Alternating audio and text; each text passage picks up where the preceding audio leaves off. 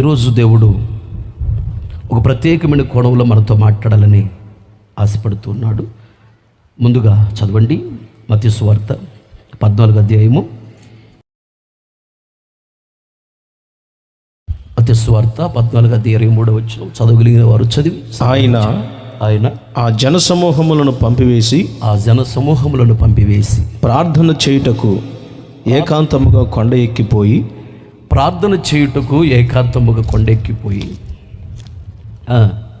సాయంకాలమైనప్పుడు ఒంటరిగా ఉండెను. చాలు. తలలు పైకెత్తి నా వైపు చూస్తూ జాగ్రత్తగా నా మాటలు గమనించు, జాగ్రత్తగా వినాలి. ఈ వాక్య భాగాన్ని గమనించినట్లయితే వాక్య భాగములో యేసయ్య చేసిన ప్రార్థన మనకి కనిపిస్తూ ఉన్నది. ఇక్కడ కూర్చొని వాక్యం వింటున్న ప్రతి ఒక్కరూ ప్రార్థన చేస్తారు. కానీ కొందరు ప్రార్థన చేస్తూ ఉండగానే దేవుడు మాట్లాడతాడు. కొందరు ఎంత ప్రార్థన చేసినా దేవుడు మాట్లాడాడు. కొందరు ప్రార్థన చేసి విసుకొచ్చేసి ప్రార్థనే మానేశారు. రకరకాల మనుషులు ఉన్నారు ఇక్కడ. కొందరు ప్రార్థనకి వెంటనే జవాబు వస్తుంది. కొందరు ప్రార్థనకి ఎన్ని సంవత్సరాలు ప్రార్థన చేసినా జవాబు రావటం లేదు. దేవుళ్ళు ఏమైనా పక్షపాతం ఉందంటారా? మాట్లాడండి. అన్యాయస్తుడా? కాదు. మరి కొందరు ప్రార్థనకి వెంటనే జవాబిస్తున్నాడు, కొందరు ప్రార్థనకి వెంటనే జవాబు రావటం లేదు. ఎందుకని అంటే లోపము మనలోనే ఉంది. ఎలా ప్రార్థన చేయాలో తెలియకుండానే ప్రార్థన చేస్తున్నారు. ఎవరెవరినో చూసి ప్రార్థన నేర్చుకున్నారు. అది కాదు. మనకి మాదిరి ఫర్ ఎగ్జాంపుల్ యేసయ్య.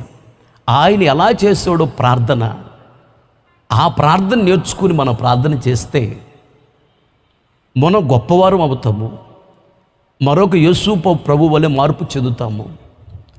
దేవుని రాజ్యములో మనం ప్రవేశించగలము. ఆమె చెప్పండి. ఆమె. ప్రార్థన చాలా చాలా చాలా విలువైనది. ప్రార్థన చేస్తూ నరకానికి పోయిన వారు ఎవరు లేరు. ప్రార్థన చేయకుండా పరలోక రాజ్యానికి పోయిన వారు ఎవరు లేరు. ప్రార్థన చేయకుండా పరలోక రాజ్యానికి వెళ్ళిన వారు లేరు.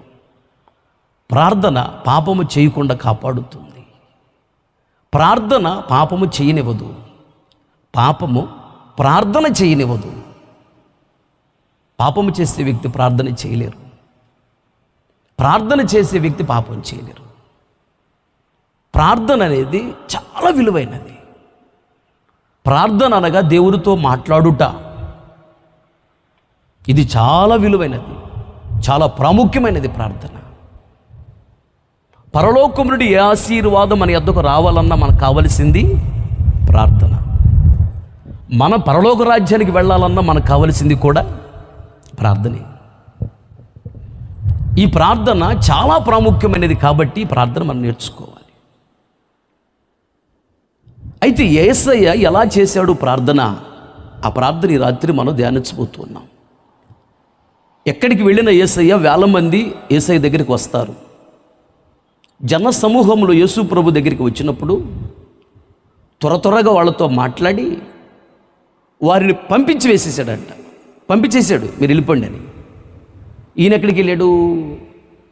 ఆయన ప్రార్థన చేయుటకు కొండ మీదకి వెళ్ళిపోయాడంట. జాగ్రత్తగా. ప్రార్థన అనగా దేవునితో మాట్లాడుట అని అర్థం. చెప్పాలి ఏంటది? దేవునితో మాట్లాడుట. మనుషులు వచ్చారు మాట్లాడటానికి, వాళ్ళతో మాట్లాడకుండా దేవునితో మాట్లాడటానికి వెళ్ళాడు. ఇప్పుడు ఈ ప్రార్థనలో, యేసయ్య ప్రార్థనలో మనుషుల మాటకి ఎక్కువ విలువిచ్చాడా, దేవుని మాటకి ఎక్కువ విలువిచ్చాడా? చెప్పండి సమాధానం. మనుషులు వచ్చారు, వాళ్ళతో మాట్లాడకుండా వాళ్ళని పంపించి వేసి తండ్రితో మాట్లాడటానికి వెళ్ళాడు. ఇప్పుడు మనుషుల మాటలకు విలువిచ్చాడా, తండ్రి మాటకి విలువిచ్చాడా? తండ్రి మాటకే ఎక్కువ విలువిచ్చాడు. ఇక్కడ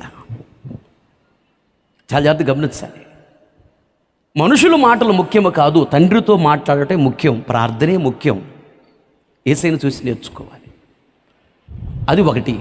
రెండోది, ఇప్పుడు మనుషులతో యేసయ్య మాట్లాడతాడు. అప్పుడు ఎందుకు మాట్లాడలేదు తెలుసా? ఎందుకు మాట్లాడలేదంటే అది యేసయ్యకి ప్రార్థనా సమయం. ప్రార్థనా సమయంలో ఆయన తండ్రితోనే మాట్లాడతాడు, మనుషులతో మాట్లాడడు. ఇది నేర్చుకోవాలి యేసయ్యను చూసి మనం.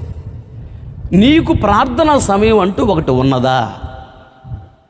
తినటానికి సమయం ఉంది, నిద్రపోవటానికి సమయం ఉంది, ఆఫీస్కి వెళ్ళటానికి సమయం ఉంది, వ్యాపారానికి వెళ్ళటానికి సమయం ఉంది, అన్నిటికీ సమయం ఉంది. ఫోన్లో మాట్లాడటానికి సమయము అన్లిమిటెడ్.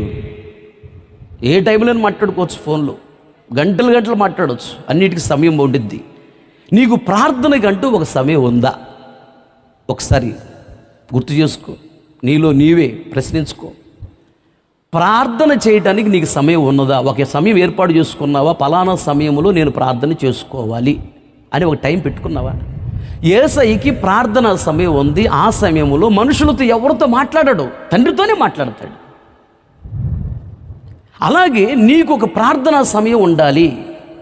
ఆ సమయంలో మనుషులు ఎవరితో మాట్లాడకూడదు. భర్తతో మాట్లాడకూడదు, భార్యతో మాట్లాడకూడదు, పిల్లలతో మాట్లాడకూడదు, అక్క చెల్లెలతో మాట్లాడకూడదు, అన్నదమ్ములతో మాట్లాడకూడదు, ఎవరితో మాట్లాడకూడదు, ఫోన్లో మాట్లాడకూడదు. తండ్రితోనే మాట్లాడాలి, మోకరించాలి, దేవునితోనే మాట్లాడాలి.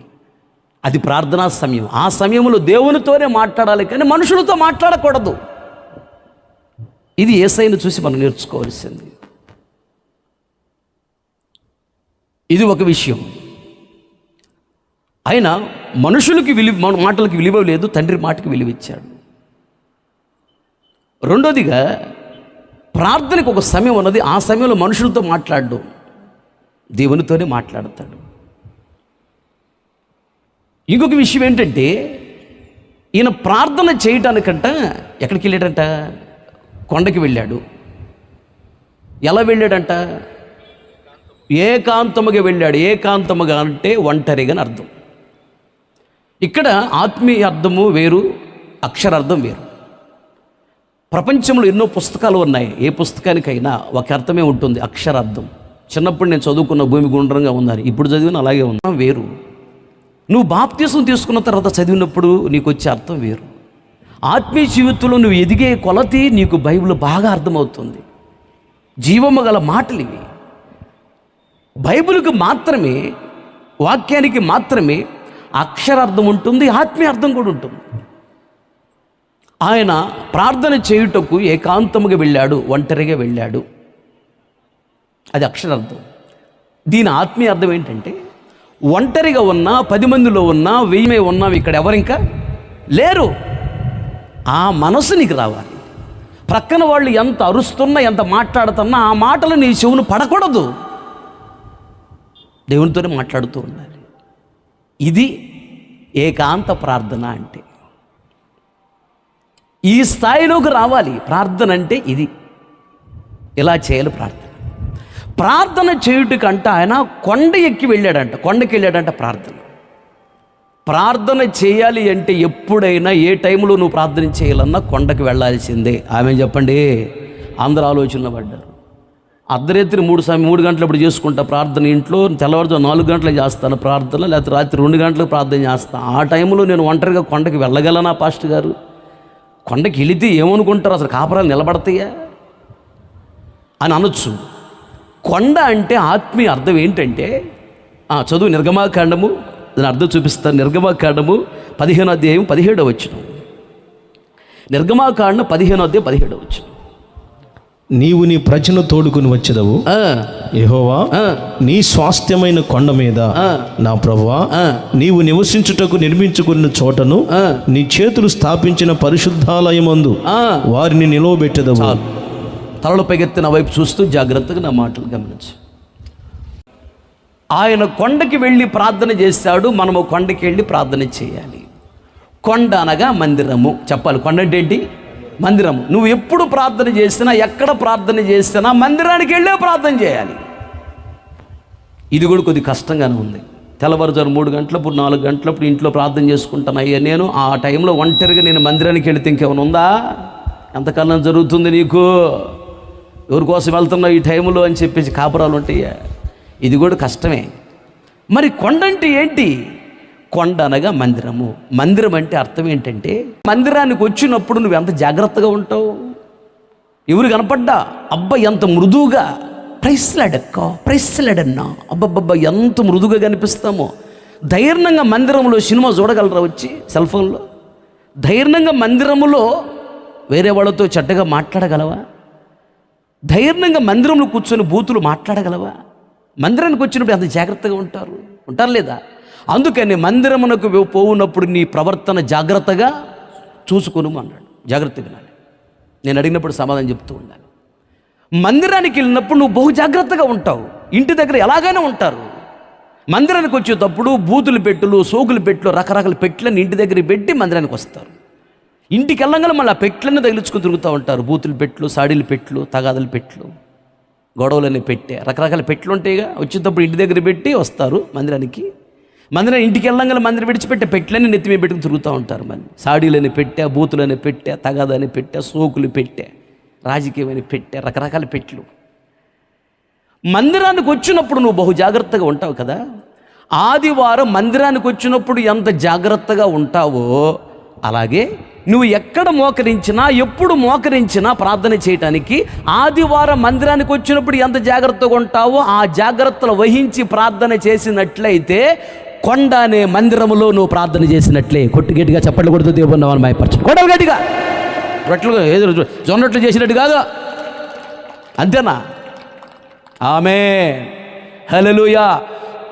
ప్రార్థన చేయుటకు ఆయన కొండకి వెళ్ళాడు అంటే కొండ అనగా మందిరం అనగా ఆదివారం మందిరానికి వెళ్ళినప్పుడు ఎంత జాగ్రత్తగా ఉంటావో నువ్వు ఎప్పుడు మోకరించినా, ఎక్కడ మోకరించినా ప్రార్థనలో మందిరానికి వెళ్ళినప్పుడు ఎంత జాగ్రత్తగా ఉంటావో ఆ జాగ్రత్తలు వహించాలి. ఎందుకో తెలుసా?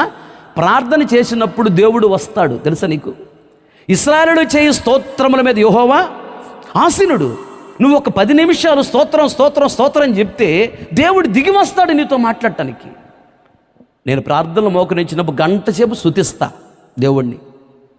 ప్రభు దిగొస్తాడు, ప్రభు వస్తాడు. వచ్చి ప్రతిరోజు ప్రభు నాతో మాట్లాడతాడు. ఈరోజు ఏం జరగబోతుంది, ఎక్కడికి వెళుతున్నాను, ఏం జరుగుతుంది, ఏం జరగబోతుంది, ఎవరిని నమ్మాలి, ఎవరిని నమ్మకూడదు, ప్రతి విషయం చెప్తాడు ప్రభు. సేవలో ఎలాంటి ఆటంకాలు రాబోతున్నాయి, సాతాను ఎలా ఏం చేయాలనుకుంటున్నాడు, ఎలా దీవించబోతున్నాడు దేవుడు, సాతాను ఎలా క్రియ చేయాలనుకుంటున్నాడు, ప్రతి విషయము కూడా ప్రతిరోజు ప్రభు నాతో మాట్లాడుతాడు. ఉదయం ప్రార్థనలో చాలా విషయాలు చెప్తాడు. ఈరోజు ఉదయం కూడా చెప్పాడు కొన్ని విషయాలు నాతో.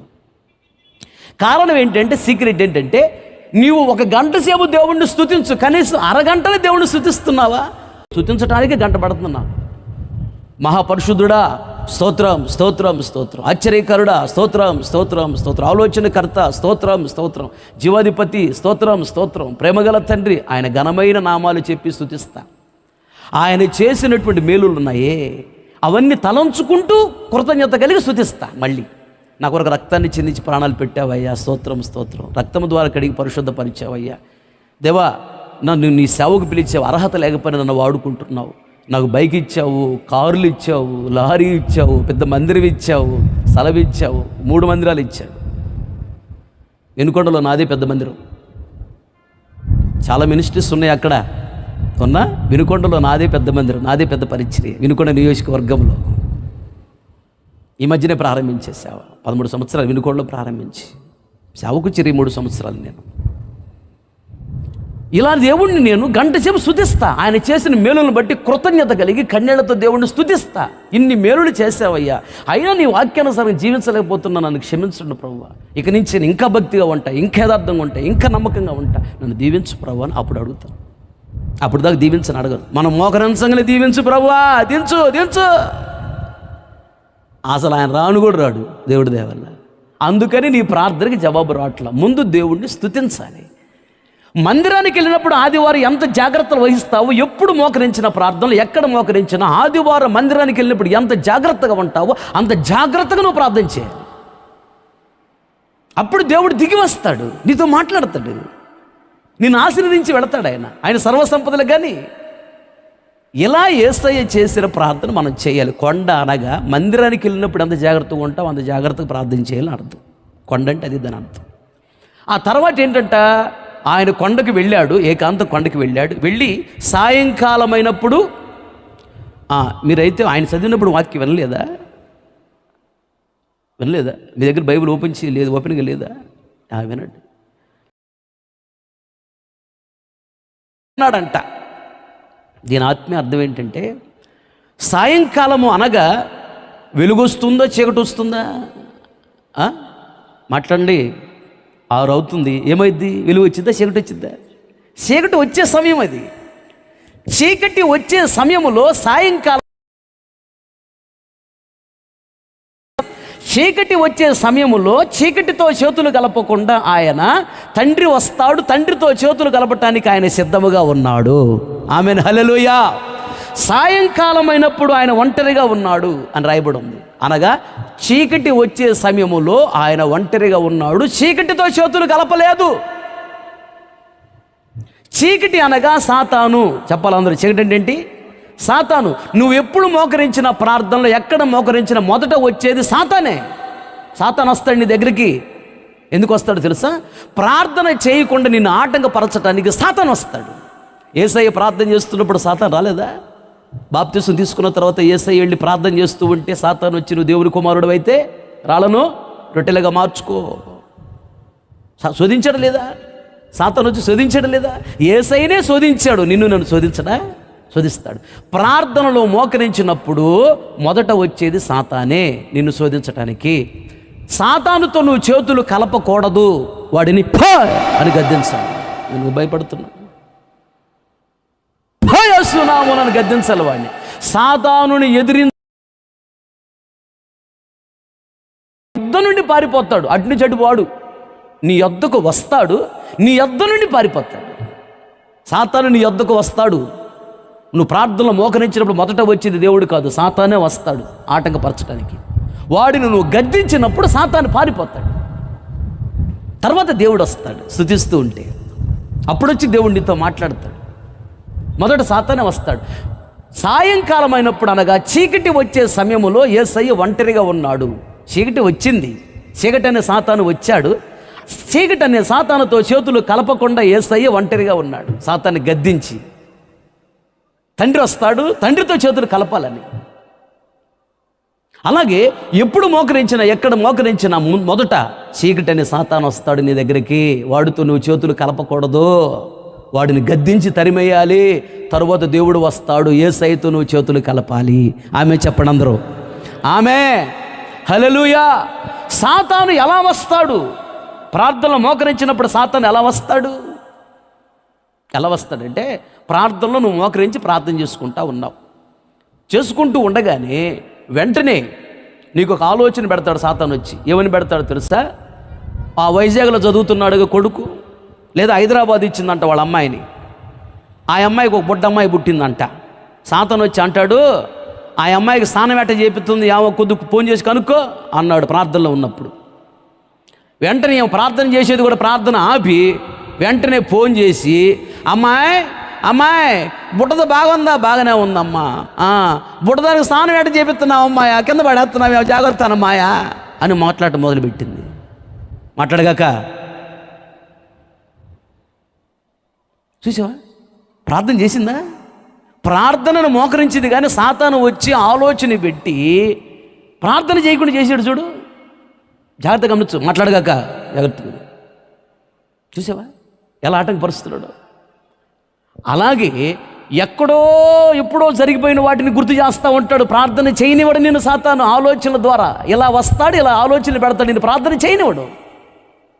ఇది గుర్తుపట్టాలి, ఇది సాతాను ఆలోచన. ఇలాంటి ప్రార్థన చేసే వాళ్ళకి దేవుడు పెట్టిన పేరు ఏంటంటే, వేషధారులారా, పెదవులతో మీరు నన్ను గనపరుస్తున్నారు, కానీ మీ హృదయ ఆలోచన బహుదూరముగా ఉన్నది, వేషధారులారా అన్నాడు. పశ్చాత్తాపడితే వేషని క్షమిస్తాడు, కానీ వేషధారణ క్షమించడు. దేవుడు క్షమించలేని ప్రార్థన చేస్తున్నారు. నీవు మోకరించినప్పుడు ప్రార్థన చేస్తూ ఉండగా సాతాను ఆలోచన పెడతాడు. ఎక్కడో దూరముగా ఉన్న నీ కొడుకునో నీ కూతురు గురించో ఇంకెవరి గురించో నువ్వు ఆలోచిస్తూ ప్రార్థన చేస్తున్నావు అంటే దాని అర్థం ఏంటంటే, నీ మనసు ఎక్కడో దూరంగా ఉన్నది, ఇక్కడ పెదవులతో దేవుడిని కనపరుస్తున్నావు. మహాపరిశుద్ధుడా స్తోత్రం, స్తోత్రం, ఆశ్చర్యకరుడ స్తోత్రం అంటున్నావు పెదవులతో. నీ హృదయ ఆలోచన ఎక్కడో.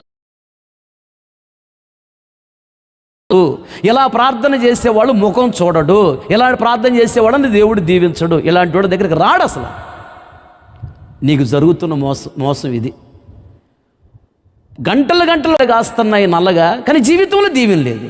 చూసేవాళ్ళకేమో గంటల గంటల ప్రార్థన చేస్తున్నట్టు కనపడుతున్నారే కానీ దీవెన లేదు వీళ్ళ జీవితంలో. ఇసుగుబుట్టి ప్రార్థన మానేస్తున్నారు. నీ ప్రార్థన ఎలా ఉంది ఈ రోజున? సాయంకాలం అయినప్పుడు చీకటి వచ్చే సమయం అది. చీకటితో చేతులు కలపకుండా తండ్రితో చేతులు కలపడానికి ఆయన ఒంటరిగా ఉన్నాడు. సాతానుతో చేతులు కలపలా. ఇప్పుడు నువ్వు ప్రార్థనలో మోకరించినప్పుడు చీకటి అనే సాతాను వస్తున్నాడు, నువ్వు వాడితో చేతులు కలుపుతున్నావు. వాడు వచ్చి ఆలోచన పెడుతున్నాడు, ఏదేదో ఆలోచనలు పెడుతున్నాడు. 20 సంవత్సరాల క్రితం చచ్చిపోయినటువంటి వాళ్ళ అత్త గుర్తుకొచ్చిందంట. వాళ్ళ అత్త ఎట్లా సాడీలు చెప్పి భర్త చేత కొట్టించింది గుర్తుకొచ్చిందంట ప్రార్థనలో. ఇక శివుడంతా తీసి ఆ డేక్షల మీద వేసుకుంటూ ఎడుతుంది. నేను అనుకుంటున్నా మంచి ప్రార్థన పుర్రాలు తెగ ఎడుతుంది అనుకున్నాను. ఎందుకు ఏడిచాము అంటే 20 సంవత్సరాలు అయిందన్న మా అత్త చచ్చిపోయి, ఆమె మా భర్త చేత సాడీలు చెప్పి తెగ కొట్టించేదన్నా, అందుకని ఏడిచానన్నా అంది. పనికి మాలిందానే ప్రార్థనలో మోకరించి దేవుడికి గదు నువ్వు ప్రార్థన చేయాల్సింది. ఎప్పుడో 20 సంవత్సరాల క్రితం చచ్చిపోయి మీ అత్తను గుర్తు చేసుకుని ఎడుతున్నావా? ఇంక నువ్వు దేవునితో ప్రార్థన చేస్తా ఆయన శ్రమలను గుర్తు చేసుకుని ఎడుతున్నావేమనుకున్నాను నేను. చూసావా ఎలా సాతాను వచ్చి మోసం చేస్తున్నాడు? ఇంకొక విధంగా వస్తాడు. సెల్ ఫోన్ ప్రక్కన పెట్టుకుని ప్రార్థన చేసుకుంటున్నావు. చేసుకునేటప్పుడు సాతానుగాడు నీ బెస్ట్ ఫ్రెండ్ దగ్గరికి వెళ్ళి మెసేజ్ పెట్టిస్తాడు. నీకు వాట్సాప్లో మెసేజ్ వచ్చింది రాగానే టక్ వాడు మళ్ళీ పెట్టాడు మెసేజ్. మళ్ళీ పెట్టగలనే మళ్ళీ చూసాడు. దేవా స్తోత్ర హెచ్చరికడు స్తోత్ర పెట్టే బిజీగా ఉన్నాను దయచేసి ఫోన్ చేయొద్దు, తర్వాత నేను మాట్లాడుతాను మెసేజ్ పెట్టావు. మళ్ళీ పెట్టాడు మెసేజ్. మళ్ళీ చూసావు. వెంటనే ఇసుగు పుట్టి ఫోన్ చేసి ఏం చెప్పు నీ ఎవరు ఏంటి చెప్పు, ఇప్పుడు బిజీగా ఉన్నాను మెసేజ్ పెట్టానా, నీకు బుద్ధి ఉందో జ్ఞానం ఉందా, నీకు ఇంపార్టెంట్ విషయం చెప్పడానికి నేను చేశాను ఏంటి చెప్పు, పలానా అమ్మాయి కనపట్టదండి నీకు తెలుసా? అవునా, ఏం జరిగిందంట చెప్పు అని నిలువు మోకాళ్ళ మీద ఉన్నాడు చిన్న మోకాళ్ళ మీదకి వచ్చాడు. చిన్న మోకాళ్ళ మీద ఉన్నాడు మామూలు భాషాపట్ల మీదకి వచ్చాడు. ఆ భాషాపట్ల మీదకి వచ్చినాడు చిన్నగా దిండు తీసి కింద వేసుకుని పడుకున్నాడు. ఇప్పుడు చెప్పు ఎక్కడ ఉన్నారంట, దొరికారంట, ఆ అబ్బాయి కూడా పోయాడంట, ఇద్దరు ఎంతకాలం పోయి నీకు ఎప్పుడు తెలిసింది చెప్పు, పోయేటప్పుడు డబ్బులు ఏమైనా తీసుకెళ్లారా, బట్టలు కూడా తీసుకెళ్లారంట. అయిపోయింది ఇంక ప్రార్థన. చూసావా? ఇప్పుడు ఒంటరిగా ఉన్నట్టు ఈయన ప్రార్థనలో ఒంటరిగా ఉన్నాడా? ఇప్పుడు సాతానుతో ఒక మనిషితో కలిశాడు. సాతాను చూసి అట్లా చేశాడు ప్రార్థన చేయనీయకుండా. చూసావా?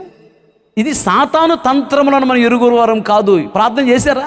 ప్రార్థనా గదిలోకి వెళ్ళారు తలుపేసుకొని, మా అమ్మ ప్రార్థనలో ఉందని చెబుతుంటారు బయట. ఆ ప్రార్థనలో లేదు, అక్కడ ఆయన ప్రార్థనలో లేడు. చూసావా? యేసయ్య ప్రార్థన ఎలా ఉంది, ఈరోజు మన ప్రార్థన ఎలా ఉంది, నీ ప్రార్థన ఎలా ఉందో చూడు. అలా సాయంకాలం అయినప్పుడు అనగా చీకటి పడే సమయం, సాతాను వచ్చే సమయం అది. సాతాను వస్తాడు ప్రార్థన చేసేటప్పుడు. సాతానుతో చేతులు కలపకూడదు, ఇలా వస్తాడు సాతాను. అందుకని నువ్వు మోకరించగానే స్తోత్రం చెప్పాలి, ఏక మనసుతో స్తోత్రం చెప్పాలి. మన నోట్లను చూస్తున్న మాట మీద స్తోత్రం మనసు ఉండాలి. మహాపరిశుద్ధుడా స్తోత్రం అన్నప్పుడు స్తోత్రం స్తోత్రం స్తోత్రం, నోట్లో చూస్తున్న మాట మీదే మనసు ఉండాలి. దాన్ని ఏక మనసు అంటారు. ఇలా ఏక మనసుతో నువ్వు స్తోత్రాలు చెప్తే ఆయన దిగి వస్తాడు. చెప్పండి అందరు గట్టిగా హల్లెలూయా హల్లెలూయా. యేసయ్య అలా ప్రార్థన చేసిన తరువాత వాళ్ళతో చెప్పాడు, మీరు వెళ్ళండి నేను వస్తానన్నాడు. వాళ్ళు గలిలయ సముద్రం దాటి వెళుతున్నారు. సముద్రములో అలలు లేచాయి, గాలివాన ప్రారంభమైంది, గాలి అలలు లేచాయి. అప్పుడు యేసయ్య వెళ్ళాడు, నీళ్ళ మీద నడిచి వస్తున్నాడు. వీళ్ళు పోతామన్నారు, కాదు నేనే అన్నాడు. పేతురు అంటాడు, అయ్యా నీవైతే నేను కూడా నీళ్ళ మీద నడుస్తాను అన్నాడు. సరే నడువు అన్నాడు. యేసయ్య ఈ ప్రార్థన చేసిన తర్వాత నీళ్ల మీద నడిచాడు. పేతురుని నీళ్ల మీద మాట్లాడట్లేదు వాళ్ళు. పేతురుని నీళ్ల మీద లాగాడు పట్టుకొని నడిపించాడు. ఈ ప్రార్థన చేసిన తర్వాత జరిగిన తర్వాత చదువుకోండి. ప్రార్థన చేసిన తర్వాత జరిగింది. ఇలా నువ్వు ప్రార్థన చేసే వ్యక్తివైతే దేవుడు నీ జీవితంలో అద్భుతాలు చేస్తాడు, ఆశ్చర్యకార్యాలు చేస్తాడు, ఆత్మకార్యాలు చేస్తాడు, సూచక్రియలు చేస్తాడు, నేను బహుగా కనపరుస్తాడు. నీ ద్వారా అద్భుతాలు ఆశ్చర్యకార్యాలు చేస్తాడు. గడికి చెప్పట్లో అంతేనా? గడికి చెప్పలు కొడితే దేవుడు నామమున మహిమపరచండి. యేసయ్య ఇలా ప్రార్థన చేసిన తరువాత నీళ్ల మీద నడిచాడు, నడిపించాడు. నీవు యేసయ్యలాగా ఇలా ప్రార్థన చేసే వ్యక్తివైతే నీ జీవితంలో అద్భుతాలు చేస్తాడు, నీ ద్వారా అద్భుతాలు చేయిస్తాడు. నీ సేవ ఆటోమేటిక్గా అభివృద్ధి చెందుతుంది. సేవకుడా, సేవ అభివృద్ధి చెందాలంటే దేవుడు నీతో ఉన్నాడనే జనాలకు తెలియాలి, అద్భుతాలు జరగాలి, ఆశ్చర్యకార్యాలు జరగాలి. వాళ్ళే చెప్తారు, వాళ్ళే తీసుకొస్తారు. కానీ అద్భుతాల మీద సంఘాన్ని కట్టకూడదు, వాక్యం మీదే సంఘాన్ని కట్టాలి. ఎందుకు తెలుసా? అద్భుతాలు చేసినంత కాలం జనాలు ఉంటారు, అద్భుతాలు ఆగిపోయినప్పుడు జనాలు పారిపోతుంటారు విడిచిపెట్టి. వాక్యం మీదే కట్టాలి. కొండకి వెళ్ళి ఆయన ఎలా ప్రార్థన చేశాడో చెప్పాను ఒకటి. రెండో మాట కొద్ది మాట చెప్పి ముగిస్తా. లూకా సువార్త 6వ అధ్యాయం 12వ వచనం. లూకా సువార్త 6వ అధ్యాయం 12వ వచనం.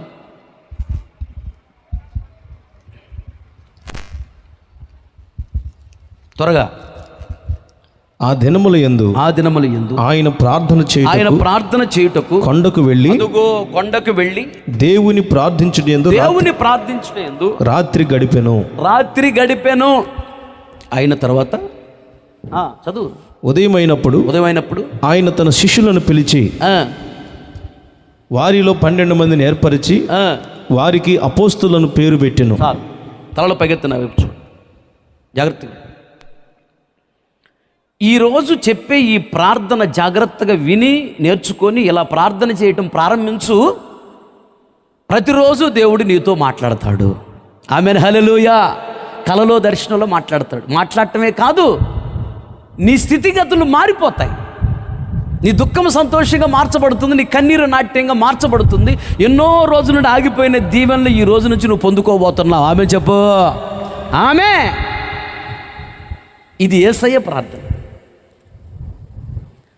ఆయన కొండకి వెళ్ళి ప్రార్థన చేస్తున్నాడు. రాత్రి కొండకి వెళ్ళాడు, రాత్రి అంతా ప్రార్థన చేశాడు.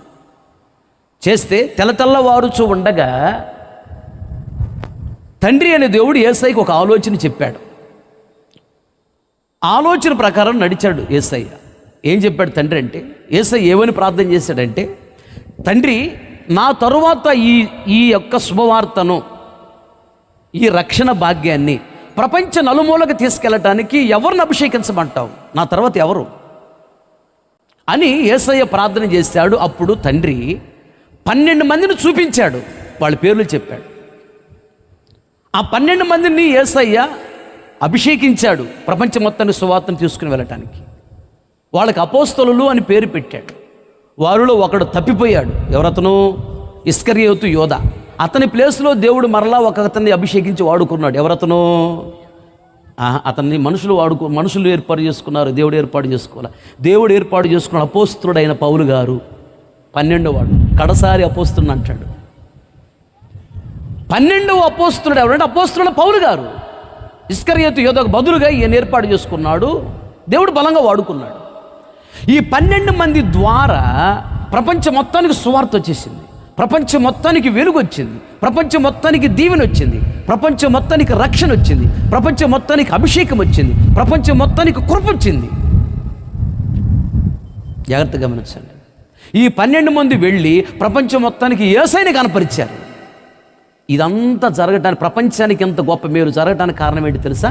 యేసయ్య కొండకి వెళ్ళి రాత్రి అంతా ప్రార్థన చేశాడు. ఆమె చెప్పండి అందరూ ఆమేన్, హల్లెలూయా. రాత్రి అంతా యేసయ్య కొండకి వెళ్ళి ప్రార్థన చేస్తే ప్రపంచం మొత్తానికి రక్షణ, ప్రపంచం మొత్తానికి దీవెన, ప్రపంచం మొత్తానికి అభిషేకం, ప్రపంచం మొత్తానికి కృప, ప్రపంచం మొత్తానికి ఆశీర్వాదం వచ్చింది. ప్రపంచమంతా యేసయ్య గణపరచబడ్డాడు. రాత్రంతా కొండకి వెళ్ళి ప్రార్థన చేస్తే, కొండ అనగా మందిరం అని చెప్పా. రాత్రంతా కొండ అనే మందిరానికి వెళ్ళి రాత్రంతా సంపూర్ణ రాత్రి ఉపవాస ప్రార్థన చేస్తే జరిగేదేంటి? నీ జీవితంలో జరిగేది కూడా ఇదే. రాత్రంతా నువ్వు మందిరానికి వెళ్ళి రాత్రంతా మందిరంలో ప్రార్థన చేస్తే తెల్లవారుచు ఉండగా దేవుడు కొన్ని ఆలోచనలు చెప్తాడు నీకు. ఆలోచన ప్రకారం నువ్వు నడిచావంటే జరిగేదేంటి తెలుసా? నువ్వున్న ప్రాంతంలో అక్కడ ఉన్న వాళ్ళందరికీ నీ ద్వారా రక్షణ వస్తుంది, నీ ద్వారా దీవెన వస్తుంది. ముందు నీకు దీవెనిస్తాడు, నీ ద్వారా చుట్టుప్రక్కల వాళ్ళందరికీ దీవెనిస్తాడు. నీకు రక్షణ ఇస్తాడు, నీ ద్వారా నువ్వు ఉన్న ప్రాంతంలో ఉన్న వాళ్ళందరికీ రక్షణ ఇస్తాడు. నీకు అభిషేకాన్ని ఇస్తాడు, నీ ద్వారా ఆ ప్రాంతంలో ఉన్న వారికి అభిషేకం ఇస్తాడు. నీకు కృపనిస్తాడు, నీ ద్వారా ఆ ప్రాంతంలో ఉన్న వారికి కృపనిస్తాడు. నిన్ను దీవిస్తాడు, ఆ ప్రాంతం అంతా దేవుడు నిన్ను ఘనపరుస్తాడు. ఒకవేళ మండలము కావచ్చు, జిల్లా కావచ్చు, రాష్ట్రం కావచ్చు, దేశము కావచ్చు, ప్రపంచమంతా దేవుడు నిన్ను కనపరచవచ్చు. ఆమె చెప్పండి అందరూ గట్టిగా ఆమేన్, హల్లెలూయా, హల్లెలూయా. రాత్రి అంతా కొండకెళ్ళి ప్రార్థన చేస్తే ఉదయాన్నే జరిగిన కార్యం ఇది. కొండ అనే మందిరానికి వెళ్ళి రాత్రి అంతా సంపూర్ణ రాత్రి ఉపవాస ప్రార్థన చేయి. ఉపవాస ప్రార్థనలో ఉండాలి తప్పనిసరిగా. ఇదిగో తర్వాత నీ జీవితంలో జరిగేది ఇది. నీవు బహుగా దీవించబడతావు. నీ ద్వారా నువ్వు ఉన్న ప్రాంతంలో ఉన్న వాళ్ళందరూ దీవించబడతారు. నీ పిల్లలు దీవించబడతారు. నువ్వు అభిషేకించబడతావు, నీ పిల్లలు అభిషేకం పొందుకుంటారు. నీకు రక్షణ, నీ పిల్లలకు రక్షణ, నీ వంశానికి ఘనత, నీ ద్వారా నువ్వు ఉన్న ప్రాంతంలో వాళ్ళందరికీ ఘనత. కొండ అనే మందిరానికి వెళ్ళి రాత్రంతా ఉపవాసం ఉండి ప్రార్థన చేయటం నేర్చుకో. ఇంత గొప్ప అద్భుతాలు జరుగుతాయి, ఆశ్చర్యకాలు జరుగుతాయి. ఒకటి. రెండోది, యేసయ్య రాత్రి ప్రార్థనలో మోకరించాడు. ఎప్పుడు లేచాడు ఆయన ప్రార్థనలో నుంచి మాట్లాడాలి? ఉదయాన్నే లేచాడు.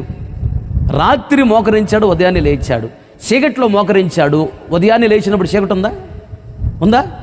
యేసయ్య రాత్రి చీకట్లో మోకరించాడు, ఉదయాన్నే లేచాడు. యేసయ్య మోకరించేటప్పుడు చీకటి ఉంది, ఆయన లేచేటప్పుడు చీకటి ఉందా? చీకటి లేదు. ఏమొచ్చింది? వెలుగు వచ్చింది. యేసయ్య ప్రార్థన చేస్తే చీకటి పోయి వెలుగు వచ్చింది. మందిరానికి వెళ్ళి రాత్రంతా ప్రార్థన చేస్తే జరిగేది ఏంటంటే, చీకటి అనే అప్పులు పోతాయి, చీకటి అనే రోగాలు పోతాయి, చీకటి అనే నిందలు పోతాయి, చీకటి అనే అవమానాలు పోతాయి, చీకటి అనే సాతాను శక్తులు పారిపోతాయి, చీకటి అనే కష్టాలు, కన్నీళ్ళు, అప్పులు, రోగాలు, నిందలు, అవమాన, దరిద్రత మొత్తం పారిపోతాయి. వెలుగనే పరిశుద్ధత, వెలుగనే కృప, వెలుగనే అభిషేకం, వెలుగనే సత్క్రియలు, వెలుగనే యేసయ్య నీ జీవితంలోకి ఎంటర్ అవుతాడు, ప్రవేశిస్తాడు. ఆమెన్, ఆమెన్, ఆమెన్ చెప్పండి అందరూ. ఆమెన్, అందరూ చెప్పాలి ఆమెన్. ఆయన రాత్రి చీకట్లో మోకరించాడా, వెలుగులో లేచాడు. చీకట్లో లేవలా, చీకటి పోయి వెలుగు వచ్చింది ఆయన ప్రార్థన చేస్తే. కొండ అనే మందిరానికి వెళ్ళి నువ్వు ప్రార్థన చేస్తే చీకటి అనే సమస్యలన్నీ పోతాయి, వెలుగని పరిశుద్ధత, వెలుగని దీవెనలన్నీ వస్తాయి. జాగ్రత్త గమనించు. ఇంకోటి ఏంటి తెలుసు, ఇక్కడ నేర్చుకోవాల్సిన పాఠము, ఆయన చీకటిలో మోకరించాడు, చీకట్లో లేవల, వెలుగులో లేచాడు. నోట్ దిస్ పాయింట్, అందరూ చెప్పాలి. ఆయన చీకట్లో మోకరించాడు, చీకట్లో లేచాడా? చీకట్లో లేవల, వెలుగులో లేచాడు. అనగా చీకటి అంటే పాపము, వెలుగు అంటే పరిశుద్ధత. చీకటి అనే పాపములో నువ్వు మోకరిస్తున్నావేమో, చీకటి అనే పాపముతో లేవకూడదు. చీకటి అనే పాపాన్ని విడిచిపెట్టి వెలుగనే పరిశుద్ధతతో లేవాలి. కొట్టి గట్టిగా చెప్పట్లో కొట్టు. అంతేనా? నిరుత్సాహంగా ఉన్నావు. మీకు ఒక మాట చెప్పాలి, ఆగండి. దేవుని సన్నిధిలో శ్రద్ధ గలవారు ఐశ్వర్యవంతులు అవుతారు, బద్ధకంగా పనిచేయవారు దరిద్రులు అవుతారు. నేను దర్శి దగ్గర కొండసింగనపాలెం అదే చెప్పే వాక్యం. శ్రద్ధ గలవారు ఐశ్వర్యవంతులు, బద్ధకంగా పనిచేయవారు దరిద్రులు అంట. దేవుని సన్నిధుల్లో నువ్వు చప్పెట్లు కొట్టినా, పాట పాడినా, వాయిద్యాలు వాయించినా, బద్ధకంగా ఉన్నావంటే శాపం తీసుకొని పోతావు. హుషారుగా ఉండాలి, ఉద్యోగంగా ఉండాలి, ఉత్సాహంగా ఉండాలి, సంతోషంగా ఉండాలి దేవుని సన్నిధిలో. చప్పట్లు కొట్టమది నాకు కాదు, యేసయ్యకి. చప్పట్లు కొట్టినట్టే జొన్న రొట్టెలు చేసినట్టు చేస్తున్నట్లు. ఏదో మీరు మిమ్మల్ని చూస్తే నాకు ఎవరు గుర్తుకొస్తున్నా అంటే, బస్ స్టాండ్లో బ్యాగులు పోగొట్టుకున్నాడు గుర్తుకొస్తున్నారు.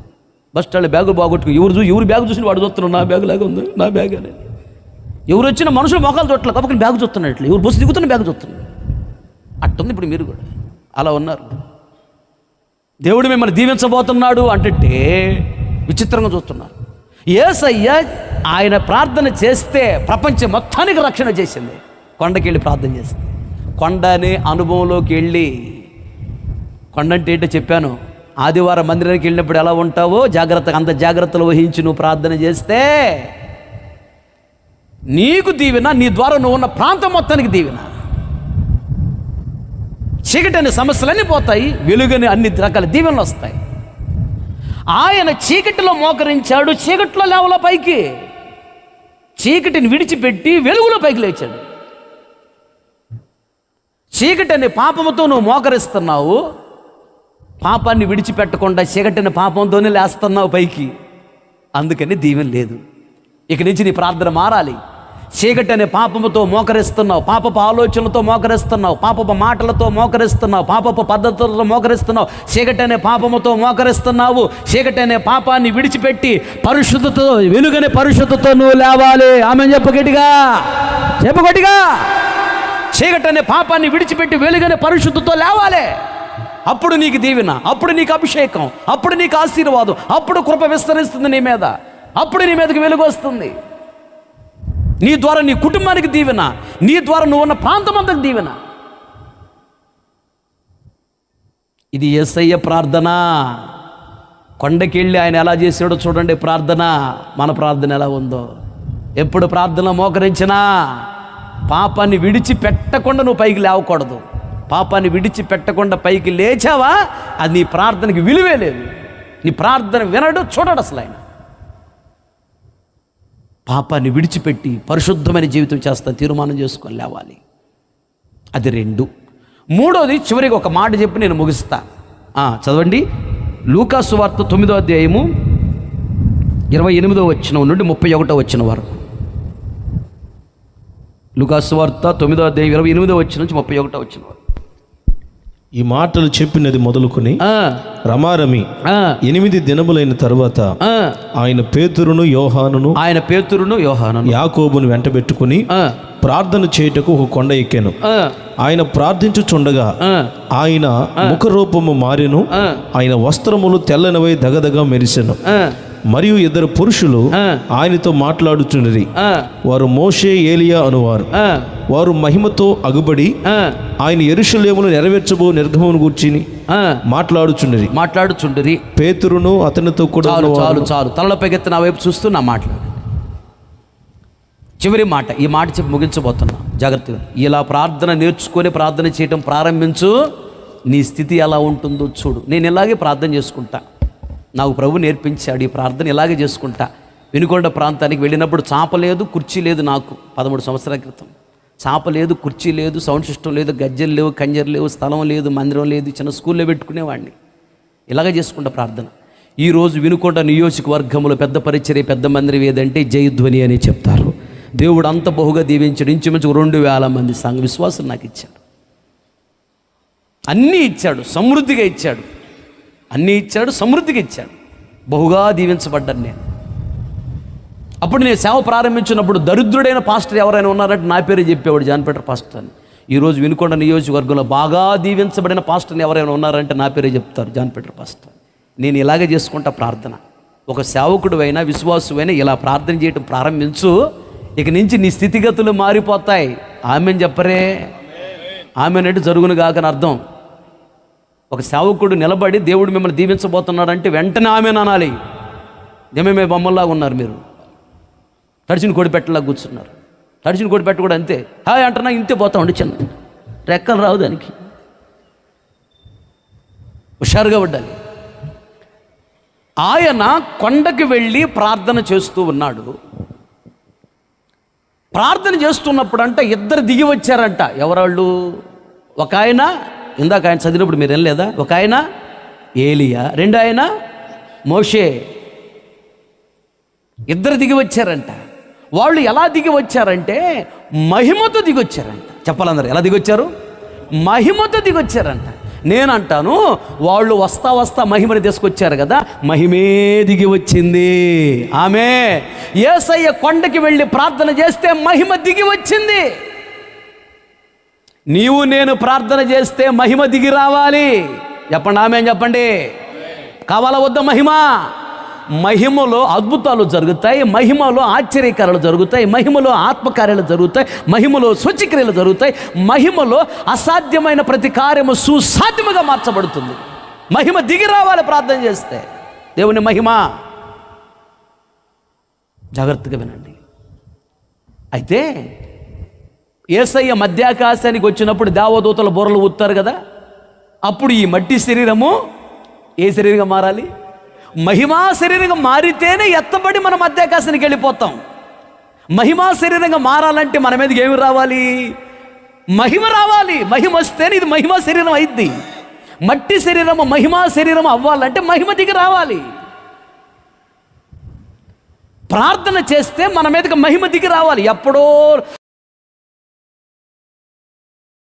ఆ పరీక్ష రాయటం కొరకని first unit, second unit, quarterly, third unit, half yearly, fourth unit, pre public, తర్వాత పబ్లిక్, ముందు స్లిప్ టెస్ట్లని ఇన్ని పరీక్షలు పెడతారు. చివరి పరీక్ష రాయటం కొరకు, పబ్లిక్ ఎగ్జామ్ కొరకు ఇన్ని పరీక్షలు పెడతారు. పరీక్ష అంటే భయం ఉండకూడదని, పరీక్ష బాగా ఎలా పరీక్ష అంటే ఎలా ఉంటుందో తెలియాలని ముందే ఇవ పరీక్షలు ఎన్నో రాసి లాస్ట్ పరీక్ష రాస్తారు కాబట్టి ఈజీగా పాస్ అవుతారు. ఈ పరీక్షలు ఏమి రాయకుండా డైరెక్ట్ లాస్ట్ పరీక్షకి వెళ్ళాడంటే గ్యారెంటీగా తప్పుతాడు వాడు ఎవడైనా సరే. పరీక్ష అంటే ఎలా ఉంటే తెలియదు కదా. ఎప్పుడో మధ్యాకాశానికి యేసయ్య వస్తాడంట, దేవదూతలు బోర్లు ఊతారంట, ఆ మహిమా శరీరాన్ని మనం ధరించుకుంటామంట, ఎత్తబడి దేవుడి రాజ్యాన్ని మధ్యాకాశానికి వెళ్ళిపోతామంట అంటున్నావు కదా. ఆ రోజు మహిమ రావాలంటే, ఆ ప్రత్యేకమైన మహిమ మన మీదకి రావాలంటే ప్రతిరోజు మన మీదకి మహిమ వస్తూనే ఉండాలి. ఆమె చెప్పండి అందరూ, ఆమె హల్లెలూయా. ప్రతిరోజు ప్రార్థన చేసినప్పుడల్లా నీ మీదకి దేవుని మహిమ దిగి రావాలి. ఆ మహిమే పరిశుద్ధాత్మ అభిషేకంలో సాదృశ్యంగా ఉన్నది. ప్రార్థన చేసినప్పుడు పరిశుద్ధాత్మ దేవుడు దిగి రావాలి. నువ్వు ప్రార్థన చేస్తున్నప్పుడు నీకు దర్శనం కలిగిందా?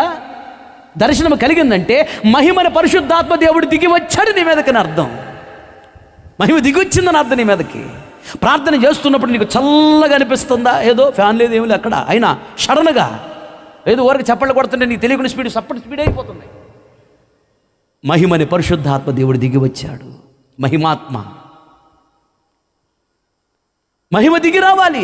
యేసయ్య ప్రార్థన చేస్తే కొండకి వెళ్ళి మహిమ దిగి వచ్చిందంట. ఆ మహిమ ద్వారా అద్భుతాలు, ఆశ్చర్యకరణ జరుగుతాయి, ఆత్మకార్యాలు జరుగుతాయి. ఆ మహిమ ఆత్మ ద్వారానే మనము మరొక యేసు ప్రభువుల మార్పు చెందుతాము, దేవుడి రాజ్యానికి వెళ్ళిపోతాం. ప్రార్థన చేసినప్పుడల్లా పరిశుద్ధాత్మ దేవుడిని యొద్దకు రావాలి, ఆ మహిమాత్మ రావాలి, మహిమ దిగి రావాలి మన మీదకి. అలా చేయాలి ప్రార్థన. అయితే యేసయ్య ఎలా చేశాడు ప్రార్థన? యేసయ్య ప్రార్థన చేస్తే మహిమ దిగి వచ్చింది. యేసయ్య ఎలా చేశాడు ప్రార్థన? ఈ విషయాలు మనం ధ్యానించుకుని ఇక్కడ నుండి వెళదాం. జాగ్రత్తగా వినండి. ఒకటి, యేసయ్య ప్రార్థన చేస్తే ఇద్దరు దిగి వచ్చారు. ఎవరోళ్ళు? ఇందాక చెప్పాను. ఒకటి నిన్న వచ్చాడు ఏలియా గారు, ఈరోజు మోషే నేను. ఇద్దరు దిగి వచ్చారు, ఏలియా గారు, మోషే గారు వచ్చారు. దీని అర్థం ఏంటంటే, వాళ్ళిద్దరు ఎందుకు వచ్చారంటే, మోషే శరీరం భూమి మీద ఉన్నదా? దొరికిందా? ఎవరికైనా మాట్లాడండి. దొరికిందా? దొరకలా. మోషే శరీరం భూమి మీద లేదు, దొరకలా. దేవుడే తీసుకెళ్ళాడు, దేవుడే తీసేసాడు, మాయం చేశాడు. ఏలియా శరీరం భూమి మీద ఉందా? మాట్లాడండి. లేదు. వాళ్ళిద్దరి శరీరాలు భూమి మీద లేవు. అంటే దాని అర్థం ఏంటంటే, మహిమ దిగి రావాలి అంటే, ప్రార్థన చేస్తే మహిమ దిగి రావాలి అంటే శరీర కార్యాలు మనలో ఉండకూడదు. శరీర కార్యములు స్పష్టమైనవి ఏంటంట? గలతీయులకు రాసిన పత్రిక 5వ అధ్యాయము 19వ వచనం చదువు త్వరగా. 5:19. గలతీయులకు రాసిన పత్రిక 5వ అధ్యాయం 19వ వచనం. శరీర కార్యమేమనగా శరీర కార్యములు స్పష్టమై ఉన్నవి. అవేవనగా జారత్వము, అపవిత్రత, కాముకత్వము, విగ్రహారాధన, అభిచారము, ద్వేషములు, కలహము, మత్సరములు, క్రోధములు, కక్షలు, భేదములు, విమతములు, అసూయలు, మత్తతులు, అల్లరితో కూడిన ఆటపాటలు మొదలైనవి. చాలు. తలల పైకెత్తిన వైపు చూస్తూ నా మాటలు గమనించండి. వీటన్నిటి నేను వివరించడానికి టైం లేదు. మోషే, ఏలియా ఇద్దరు దిగి వచ్చారు, మహిమని తీసుకుని వచ్చారు. మహిమ మనం ప్రార్థన చేస్తే యేసయ్యలాగా ప్రార్థన చేయాలి. యేసయ్య ప్రార్థన చేస్తే మహిమ దిగి వచ్చినట్లుగా మనం ప్రార్థన చేస్తే మహిమ దిగి రావాలి.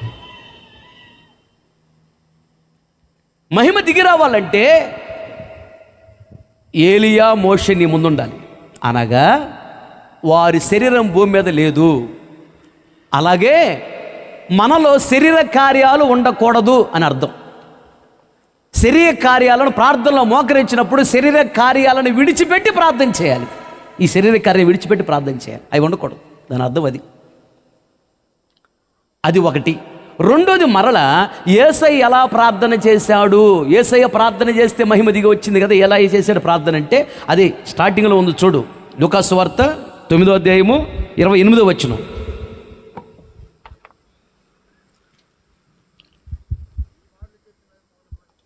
ఈ మాటలు చెప్పినది మొదలుకొని రమారమి 8 దినములైన తరువాత ఆయన పేతురును, యోహాను, యాకోబును వెంటబెట్టుకుని ప్రార్థన చేయుటకు ఒక కొండ ఎక్కెను. చాలా పైకెత్తిన చూడు. యేసయ్య కొండకి వెళ్ళి ప్రార్థన చేశాడు, మహిమ దిగి వచ్చింది. మనము కూడా ప్రార్థన చేస్తే మహిమ దిగి రావాలి. మరి యేసయ్య ఎలా చేశాడు ప్రార్థన అని చెప్తున్నాడు. 8 దినముల తర్వాత కొండకి వెళ్ళాడంట ప్రార్థన చేయడానికి. చెప్పాలి అందరూ. ఎన్ని దినాల తర్వాత? 8 దినముల తర్వాత. దీని అర్థం ఏంటంటే యేసయ్య డిసెంబర్ 25 పుట్టాడు. వాళ్ళ లెక్కలు వేరు, మన లెక్కలు వేరు. ఆ రోజు నుండి లెక్కేస్తే జనవరి 1వ తారీఖు 8వ రోజు లెక్కేసుకోండి. జనవరి 1వ తారీఖు 8వ రోజు అంటే దాని అర్థం ఏంటంటే యేసయ్యకి జనవరి 1వ తారీఖున సున్నతి చేసిన రోజు. ప్రపంచంలో 4 పండుగలు ప్రపంచమంతా చేసుకుంటారు. ఒకటి క్రిస్మస్, యేసయ్యకి పుట్టినరోజు. రెండోది జనవరి 1వ తారీఖు, యేసయ్యకి సున్నతి చేసిన రోజు. మూడోది గుడ్ ఫ్రైడే, మనం ఈ మధ్య చేసుకున్నాం, ప్రపంచమంతా చేసుకుంటారు. యేసయ్య మనుషులందరూ పాపాల కొరకు రక్తాన్ని చిందించి ప్రాణాలు పెట్టిన రోజు. నాలుగోది ఈస్టర్, యేసయ్య చనిపోయి తిరిగి లేచిన రోజు. ఈ 4 పండుగలే ప్రపంచమంతా చేసుకుంటారు. ఇంక ఏ పండుగ ప్రపంచం అంతా చేయరు. ఆయన లోకరక్షకుడు. 8 దినముల తరువాత ఆయన కొండకి వెళ్ళాడంట ప్రార్థన చేయడానికి. ఇక్కడ 8 అనగా జనవరి 1వ తారీఖు. ఇది దేనికి సాదృశ్యంగా ఉన్నదంటే యేసయ్యకి సున్నతి చేసిన రోజు. సున్నతి అనగా మారు మనసు లేదా బాప్తిసం అని అర్థం. మారు మనసు పొంది బాప్తిసం తీసుకోవాలని అర్థం. ఆయన 8 దినముల తర్వాత నువ్వు బాప్తిసం తీసుకోకుండా ప్రార్థన చేస్తే నీ ప్రార్థనకి విలువ ఉండదు, నీ ప్రార్థన దేవుని దగ్గరికి వెళ్ళదు. 8 దినముల తర్వాత ప్రార్థన చేటుకు కొండకి వెళ్ళాడంట. 8 అనగా బాప్తిస్వం. సున్నతి అనగా పాపాన్ని ఒప్పుకొని విడిచిపెట్టి పాపము చేయాలని తీర్మానం చేసుకొని పాపాలు క్షమించబడటానికి బాప్తిస్వం తీసుకోవాలి. 8 అనగా అక్కడ బాప్తిస్వానికి సాదృశ్యం ఉన్నది. బాప్తిస్వం తీసుకోకుండా నువ్వు ఎంత ప్రార్థన చేసినా నీ ప్రార్థనకి విలువ ఉండదు, నీ ప్రార్థన దేవుడు వినడు, నీకు ఆశీర్వాదం రాదు. కనుక వచ్చిపోవటం కాదు, తప్పనిసరిగా నువ్వు బాప్తిసం తీసుకోవాలి, సంఘములో స్థిరంగా నిలబడాలి, పాపాన్ని ఒప్పుకోవాలి, పాపం చేయని తీర్మానం చేసుకోవాలి, పాపాలు క్షమించబడటానికి బాప్తిసం తీసుకోవాలి. బాప్తిసం తీసుకోకపోతే నువ్వు పాపాన్ని ఒప్పుకొని విడిచిపెట్టినా పాపం అక్కడే ఉండిద్ది. ఉదాహరణకి ఇదిగో ఇది ఉంది, నేనేం చేశాను, దీని మీద ఇలా కప్పాను, కనపడుతుందా? కనపట్టల, మీకు ఎర్ర కనపడుతుందా? కనపట్టల, కానీ ఉంది ఇక్కడ, కనపట్టలేదు, ఉంది. నువ్వు బాప్తిసం తీసుకోకపోతే ఇలా ఉండిద్ది పాపం. బాప్తిసం తీసుకుంటే ఏం జరిగిద్దో తెలుసా? అసలు లేదు, అక్కడ తీసేసి ఉందా? లేదు. అది బాప్తిసం తీసుకోకపోతే అక్కడే ఉండిద్ది పాపం. నువ్వు ఎంత విడిచిపెట్టినా అక్కడే ఉండిద్ది. బాప్తిసం తీసుకున్నప్పుడు పాపం అసలు ఉండదు. దేవుడు తీసి దూరంగా పడేస్తాడు, నిన్ను శుభ్రంగా కడిగి పవిత్రపరుస్తాడు. ఆమె చెప్పు, ఆమె చెప్పలు గట్టిగా హల్లెలూయా. బాప్తిసం తీసుకోవాలి, పాపాన్ని ఒప్పుకోవాలి, పాపం చేయని తీర్మానం చేసుకోవాలి, పాపాలు క్షమించబడటానికి బాప్తిసం తీసుకోవాలి. నువ్వు బాప్తిసం తీసుకున్న తర్వాత ప్రార్థన చేస్తే నీ ప్రార్థనకి విలువ ఉండిద్ది. యేసయ్య కూడా బాప్తిసం తీసుకుని ఒడ్డుకొచ్చి ఏం చేశాడట? బాప్తిసం తీసుకుని ఒడ్డుకొచ్చాడా? యేసయ్య ఏం చేశాడట? ప్రార్థన చేశాడు. బాప్తిసం తీసుకుని యేసయ్య ఒడ్డుకొచ్చి ప్రార్థన చేస్తూ ఉండగా పరిశుద్ధాత్మ దేవుడు పావురం వలె వచ్చి ఆయన మీద వాలాడు. బాప్తిసం తీసుకుని వచ్చి ఆయన ప్రార్థన చేస్తున్నాడు.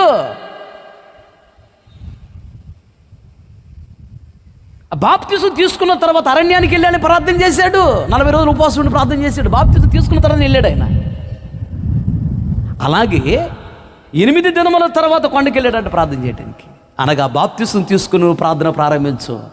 బాప్తిసం తీసుకోకుండా నువ్వు ప్రార్థన చేసి నీ ప్రార్థనకి విలువ ఉండదు, దేవుని దగ్గరికి వెళ్ళదు. ఏం జరిగిందో తెలుసా? బాప్తిసం తీసుకోకపోతే నీ పాపాలు నీ మీద ఉంటాయి, నీతోనే ఉంటాయి పాపాలు. అవి ఏం చేస్తాయో తెలుసా? పాపాలు ఏం చేస్తాయో తెలుసా? నీకు అర్థపెట్టాడు చెప్తా. ఉదాహరణకి ఇక బ్రదర్ ఉన్నాడు, రా పైకి త్వరగా.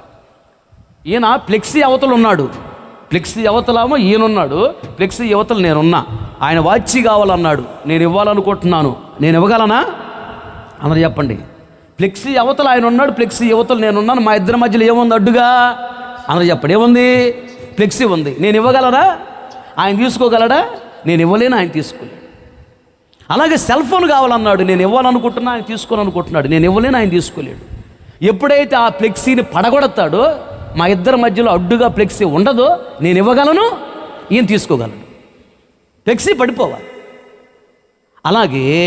అలాగే నీలో ఒక పాపం ఉందనుకో, దేవునికి నీకు మధ్య పాపము అడ్డుగోడగా ఉంటుంది.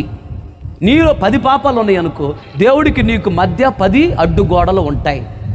నువ్వు ప్రార్థన చేస్తే దేవుడు వింటాడు, నీకు ఆశీర్వాదం పంపుతాడు. కానీ ఆశీర్వాదం ఎక్కడుందో తెలుసా? దేవునికి నీకు మధ్య, నీలో 10 పాపాలు ఉంటే దేవునికి నీకు మధ్య 10 అడ్డు గోడలు ఉన్నాయి. ఓ గోడల అవతల యేసయ్య ఉన్నాడు ఆశీర్వాదం తీసుకొని. ఆయన ఇవ్వలేడు, నువ్వు తీసుకోలేవు. అన్ని పాపాలు విడిచిపెట్టినా ఒక పాపము నీలో ఉంది. ఆ పాపాన్ని విడిచిపెట్టవు, బాప్తిసం తీసుకోవు. ఆ పాపం ఏం చేస్తుందో తెలుసా? దేవునికి నీకు మధ్య అడ్డు గోడగా ఉన్నది. నీ ప్రార్థన విన్నాడు, నీకు దీవెనలు దేవుడు తీసుకొని వచ్చాడు. గోడవతల దేవుడు ఉన్నాడు, గోడవతలు నువ్వు ఉన్నావు. ఆయన ఇవ్వలేడు, నువ్వు తీసుకోలేవు. సంవత్సరం ఆలస్యం అవుతుంది. పాపాన్ని ఒప్పుకొని విడిచిపెట్టి పాపము చేయనని తీర్మానం చేసుకొని ఎప్పుడైతే నువ్వు బాప్తిసం తీసుకుంటావో దేవునికి నీకు మధ్య ఉన్న పాపం అనే గోడలన్నీ కూలిపోతాయి. గట్టిగా చెప్పట్లేదు, గోడలన్నీ కూలిపోతాయి. యేసయ్యకి నీకు మధ్య గోడలు ఉండవు. మా ఇద్దరి మధ్యలో ఏ గోడలు ఉండవు. ఇదిగో ఇప్పుడు ఇస్తున్నా, చూడు, తీసుకో. నేను ఇస్తున్నాను, ఆయన తీసుకుంటున్నా. నేను ఇస్తున్నాను, ఆయన తీసుకో. మా ఇద్దరి మధ్యలో గోడలు లేవు. అలాగే దేవుడు నిన్ను ఆశీర్వదించాలి అంటే నువ్వు పాపాన్ని ఒప్పుకొని విడిచిపెట్టి పాపము చేయనని తీర్మానం చేసుకొని బాప్తిసం తీసుకోవాలి. అది గుర్తుపెట్టుకో. బాప్తిసం తీసుకున్న తర్వాత కూడా ఇంకా పాపం ఏమన్నా ఒకవేళ ఉందేమో, ఆ పాపాన్ని ఒప్పుకొని విడిచిపెట్టి చేయనని తీర్మానం చేసుకొని నువ్వు ప్రభువుని అడిగితే దేవుడు దీవెనిస్తాడు. పాపాన్ని విడిచిపెట్టకపోతే దేవునికి నీకు మధ్య అది అడ్డుగోడగా ఉంటుంది. పాపాన్ని విడిచిపెడితేనే దేవునికి నీకు మధ్య ఉన్న పాపమైన అడ్డుగోడ కూలిపోతుంది. అదే యెషయా గ్రంథం 59వ అధ్యాయం 1, 2, 3 వచనాల్లో ఉంటుంది. యెషయా గ్రంథం, రక్షింపనేరుకునేటట్లు యెహోవా హస్తము కొరచ కాలేదు, విననేరుకునేటట్టు ఆయన చెవులు మందము కాలేదు. అంటే నీ ప్రార్థన వినలేకపోవటానికి దేవుడు చెవిటోడు కాదు, నీ ప్రార్థన విన్నాడు. నిన్ను దీవించలేకపోవటానికి దేవుడు పిసినారుడు కాదు, నీకు దీవెన పంపాడు.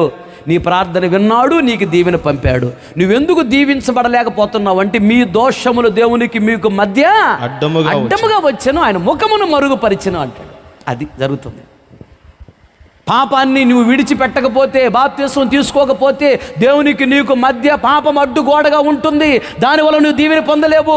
నీ ద్వారా భర్తకు దీవెన ఉండదు, భార్యకు దీవెన ఉండదు, పిల్లలకు దీవెన ఉండదు.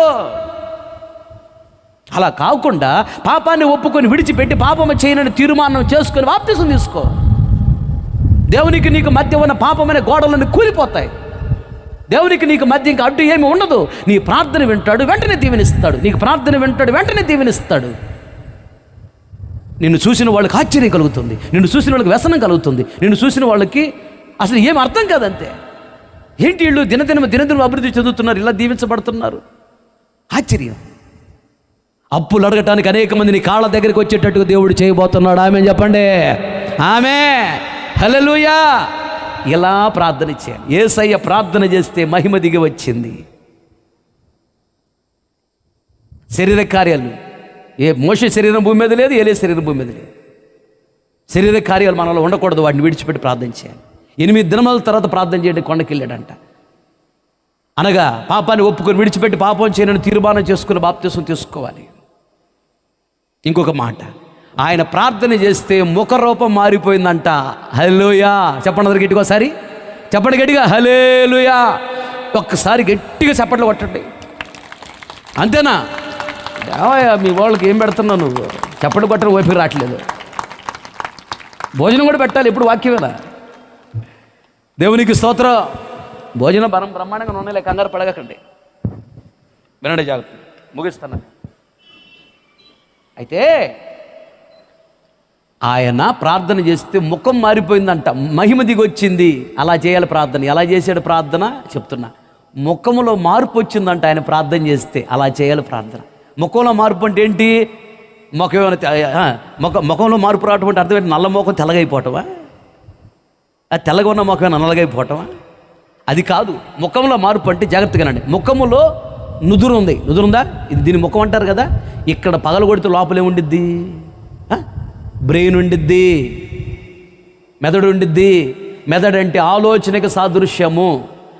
ముఖములో కళ్ళున్నాయి, ముఖములో ముక్కు ఉన్నది, ముఖములో నోరున్నది, ముఖములో చెవులున్నాయి. వీటన్నిటిని కలిసి ముఖము అంటారు. ఆయన ప్రార్థన చేస్తే ముఖములో మార్పు వచ్చింది, ముఖం మారిపోయిందంటే అర్థం ఏంటంటే, ఇదిగో ఆలోచనలో మార్పు రావాలి, కంటి చూపులో మార్పు రావాలి, నోటి మాటలో మార్పు రావాలి, ముక్కుతో చూసే వాసనలో మార్పు రావాలి, చెవులతో వినేదానిలో మార్పు రావాలి. ముఖంలో మార్పు అంటే ఇది. దేవునికి స్తోత్రం. హల్లెలూయా, హల్లెలూయా. ప్రార్థన చేసావో మోకరించి ప్రార్థనలో నీ ముఖములో మార్పు రావాలి. అనగా ప్రభువా నీకు ఇష్టం లేని ఆలోచన చేయనయ్యా, నీకు ఇష్టం లేని చూపులు చూడనయ్యా, నీకు ఇష్టం లేని మాటలు మాట్లాడనయ్యా, నీకు ఇష్టం లేని వాటిని తిననయ్యా, నీకు ఇష్టం లేని వాసన చూడనయ్యా, నీకు ఇష్టం లేని మాటలు విననయ్యా. నీకు ఇష్టమైన చూపులే చూస్తా, నీకు ఇష్టమైన ఆలోచనలే చేస్తా, నీకు ఇష్టమైన వాటినే వాసన చూస్తా, నీకు ఇష్టమైన వాటినే తింటా, నీకు ఇష్టమైన వాటినే మాట్లాడతా, నీకు ఇష్టమైన వాటినే నేను వింటా, నీకు ఇష్టమైన పాటలు వినను, నీకు ఇష్టం లేని మాటలు నేను వినను. ఈ మార్పు రావాలి. ప్రార్థన చేస్తే ఏదో మోకరించిన వరకు అన్నాను ప్రభు ఆమెను చూసుకో కాసుకో, ఇదా ప్రార్థన? యేసయ్య ప్రార్థన చూడు ఎలా ఉందో. మరి దీవెన రావట్లేదు, 10 సంవత్సరాల బాప్తిసం పొంది 20 సంవత్సరాల బాప్తిసం పొంది దేవుడు ఉన్నాడా పోయాడా ఎటున్నా? దీవెన లేదు, ఏమి లేదు, ప్రార్థనకు రాను, ఇంక నేను నా వల్ల కావట్లేదు బాబా. ఏంటి నువ్వు చేసే ప్రార్థన? ఇది ప్రార్థన. ప్రార్థన చేస్తే ముఖములో మార్పు రావాలి, మహిమ దిగొస్తుంది. ప్రభువా ఇప్పుడు వరకు నీకు ఇష్టం లేని ఆలోచన చేశా, ప్రార్థనలో నీకు ఇష్టం లేని ఆలోచన చేయను, నీకు ఇష్టం లేని చూపులు చూడను, నీకు ఇష్టమైన మాటలు మాట్లాడను, నీకు ఇష్టం లేని వాటిని నేను తినను, నీకు ఇష్టం లేని వాసన చూడను, నీకు ఇష్టం లేని మాటలు మాట్లాడను. ఇది తీర్మానం. ప్రార్థనలో తీర్మానం ఉండాలి, ముఖంలో మార్పు రావాలి. అప్పుడు మహిమ దిగి వస్తుంది, పరిశుద్ధాత్మ అభిషేకం దిగి వస్తుంది. పరిశుద్ధాత్మ దేవుడు దిగి వస్తాడు, నీతో మాట్లాడతాడు, నిన్ను దీవిస్తాడు, నీ స్థితిగతులు మారుస్తాడు, నీ దుఃఖాన్ని సంతోషంగా మారుస్తాడు, నీ కన్నీటి నాట్యంగా మారుస్తాడు. ఆమె చెప్పరే, నేను ఇందాకనే చెప్పా, ఆమెనంటే జరుగునుగా. కానీ ఆ తర్వాత ఆయన ఎలా చేసాడో ప్రార్థన ఇంకొక 2 మాటలు చెప్పి నేను ముగిస్తా, చాలా క్లుప్తంగా నేను ముగిస్తాను. తర్వాత ఏంటంటే ముగ్గురు తీసుకొని పోయాడంట కొండకి వెళ్ళేటప్పుడు. ఎవరు ఆ ముగ్గురు చెప్పాలి? చెప్పండి తల్లి. ముగ్గురిని ఇందాక 3 సార్లు చదివాడు ఇప్పటికి ఆయన. ఎవరు ఆ ముగ్గురు చెప్పండి అందరూ. ప్రార్థన చేయటకు ఆయన కొండకి వెళ్ళేటప్పుడు ముగ్గురిని తీసుకొని పోయాడంట. ఎవరు ఆ ముగ్గురు చెప్పండి? ఒక ఆయన పేతురు, 2 ఆయన యోహాను, 3 ఆయన యాకోబు. చాలు. ఈ ముగ్గురు కాదు, ఈ ముగ్గురు యొక్క పేర్లకి అర్థం ఏంటో చెప్పి నేను ముగిస్తాను. ఈ ముగ్గురుని తీసుకుని వెళ్ళాడు కదా, ఆ ముగ్గురిని మనం కూడా తీసుకుని వెళ్ళాలి ప్రార్థన చేయాలంటే. నువ్వు ఎప్పుడు కొండకి వెళ్ళి ప్రార్థన చేసినా ఈ ముగ్గురిని తీసుకెళ్ళాలి, ప్రార్థన చేయాలి, అప్పుడు మహిమ దిగి వస్తుంది. ఏంటి ఈ ముగ్గురు? ఒకటి పేతురు. పేతురు అనగా అర్థం ఏంటి? రాయి. పేతురు అంటే అర్థం ఏంటి? రాయి. రాయి గట్టిగా ఉంటుంది, మెత్తగా ఉంటుందా? గట్టిగానే ఉంటుంది. పేతురు అనగా రాయి లేదా బండ, రాయి అనగా గట్టి తీర్మానం అని అర్థం. పేతురు అనగా అర్థం ఏంటి? పేతురు పేరుకి గట్టి తీర్మానం అని అర్థం. ఆయన ప్రార్థన చేయటానికి కొండకి వెళ్ళినప్పుడు యేసయ్య పేతురుని తీసుకుని వెళ్ళాడు. అనగా నువ్వెప్పుడు ప్రార్థనలో మోకరించినా పేతురు అనే గట్టి తీర్మానం నీలో ఉండాలి. ఆమెన్ చెప్పు. పేతురు ఉండాలి, అనగా గట్టి తీర్మానం ఉండాలి. ప్రార్థనలో తీర్మానం లేకపోతే నీ ప్రార్థనకి విలువ ఉండదు. ప్రార్థనలో తీర్మానం ఉండాలి. ఏమని ఇప్పుడు తీర్మానం చేస్తావు? ప్రభువా ప్రతి ఆదివారం మందిరానికి వస్తాను ప్రభువా, తీర్మానం.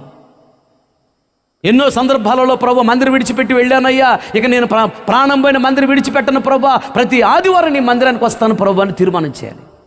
ప్రతి నెలలో నేను 10వ భాగం ఇస్తాను ప్రభువా అని తీర్మానం చేసుకోవాలి. 10వ భాగం తీయాలి. మీరు ఎంతమంది తెస్తున్నారు? చేతులు ఎత్తండి. ఆనను. మళ్ళీ మిమ్మల్ని అవమానపరచడం ఎందుకు? దేవుని సన్నిధిలో మరి అబద్ధం. చేతులు ఎత్తను ఇవ్వపోయినా 10వ భాగం నేను తీస్తా. ఒకరోజు ప్రభు అన్నాడు, మందిరం కట్టేటప్పుడు నేను 10వ భాగం తీయలేకపోయా. దర్శనంలో ప్రభు నా ముందు నిలబడ్డాడు, ఆయన ముఖం కనపడుతుంది. అప్పుడు ప్రభు అన్నాడు, నేను ప్రార్థన చేస్తా ఉంటే నువ్వు పరలోక రాజ్యం రావు అన్నాడు. గుండె జల్లుమంది, నాకు చెమట్ల బట్టిని. ప్రభా పెళ్లి పెటాకులు మానేసి సేవ చేస్తున్నాను ప్రభా, పరలోక రాజ్యం కోసమే కదా ప్రభా, మరి నాకు పరలోక రాజ్యం ఇవ్వకపోతే ఎట్ట ప్రభా, తప్పేమని ఉంటే చెప్పు ప్రభా, సరి చేసుకుంటానన్నా. అప్పుడు ప్రభు ఏమన్నాడు తెలుసా? నువ్వు 10వ భాగం తీయట్లేదు కదా అన్నాడు. ప్రభు నీ మందిరానికి ఖర్చు పెడుతున్నాను ప్రభు అన్నాడు. ఇది అది తెలివితే అట్లా మా సేవకులకి, మీ మందిరానికి ఖర్చు పెడుతున్నాను ప్రభు అన్నాడు. ప్రభు అన్నాడు, మందిరానికి ఖర్చు పెట్టాలంటే నేను ఇస్తా, 10వ భాగం ఎందుకు ఖర్చు పెడుతున్నావు నువ్వు? 10వ భాగం నువ్వు ఖర్చు పెట్టకూడదు, అది ఆజ్ఞ. 10వ భాగం వేరే పాస్టర్ గారికి ఇచ్చి నువ్వు ప్రార్థన చేయించుకోవాలి, నువ్వు తినకూడదు, అది మందిరానికి నువ్వు ఖర్చు పెట్టకూడదు.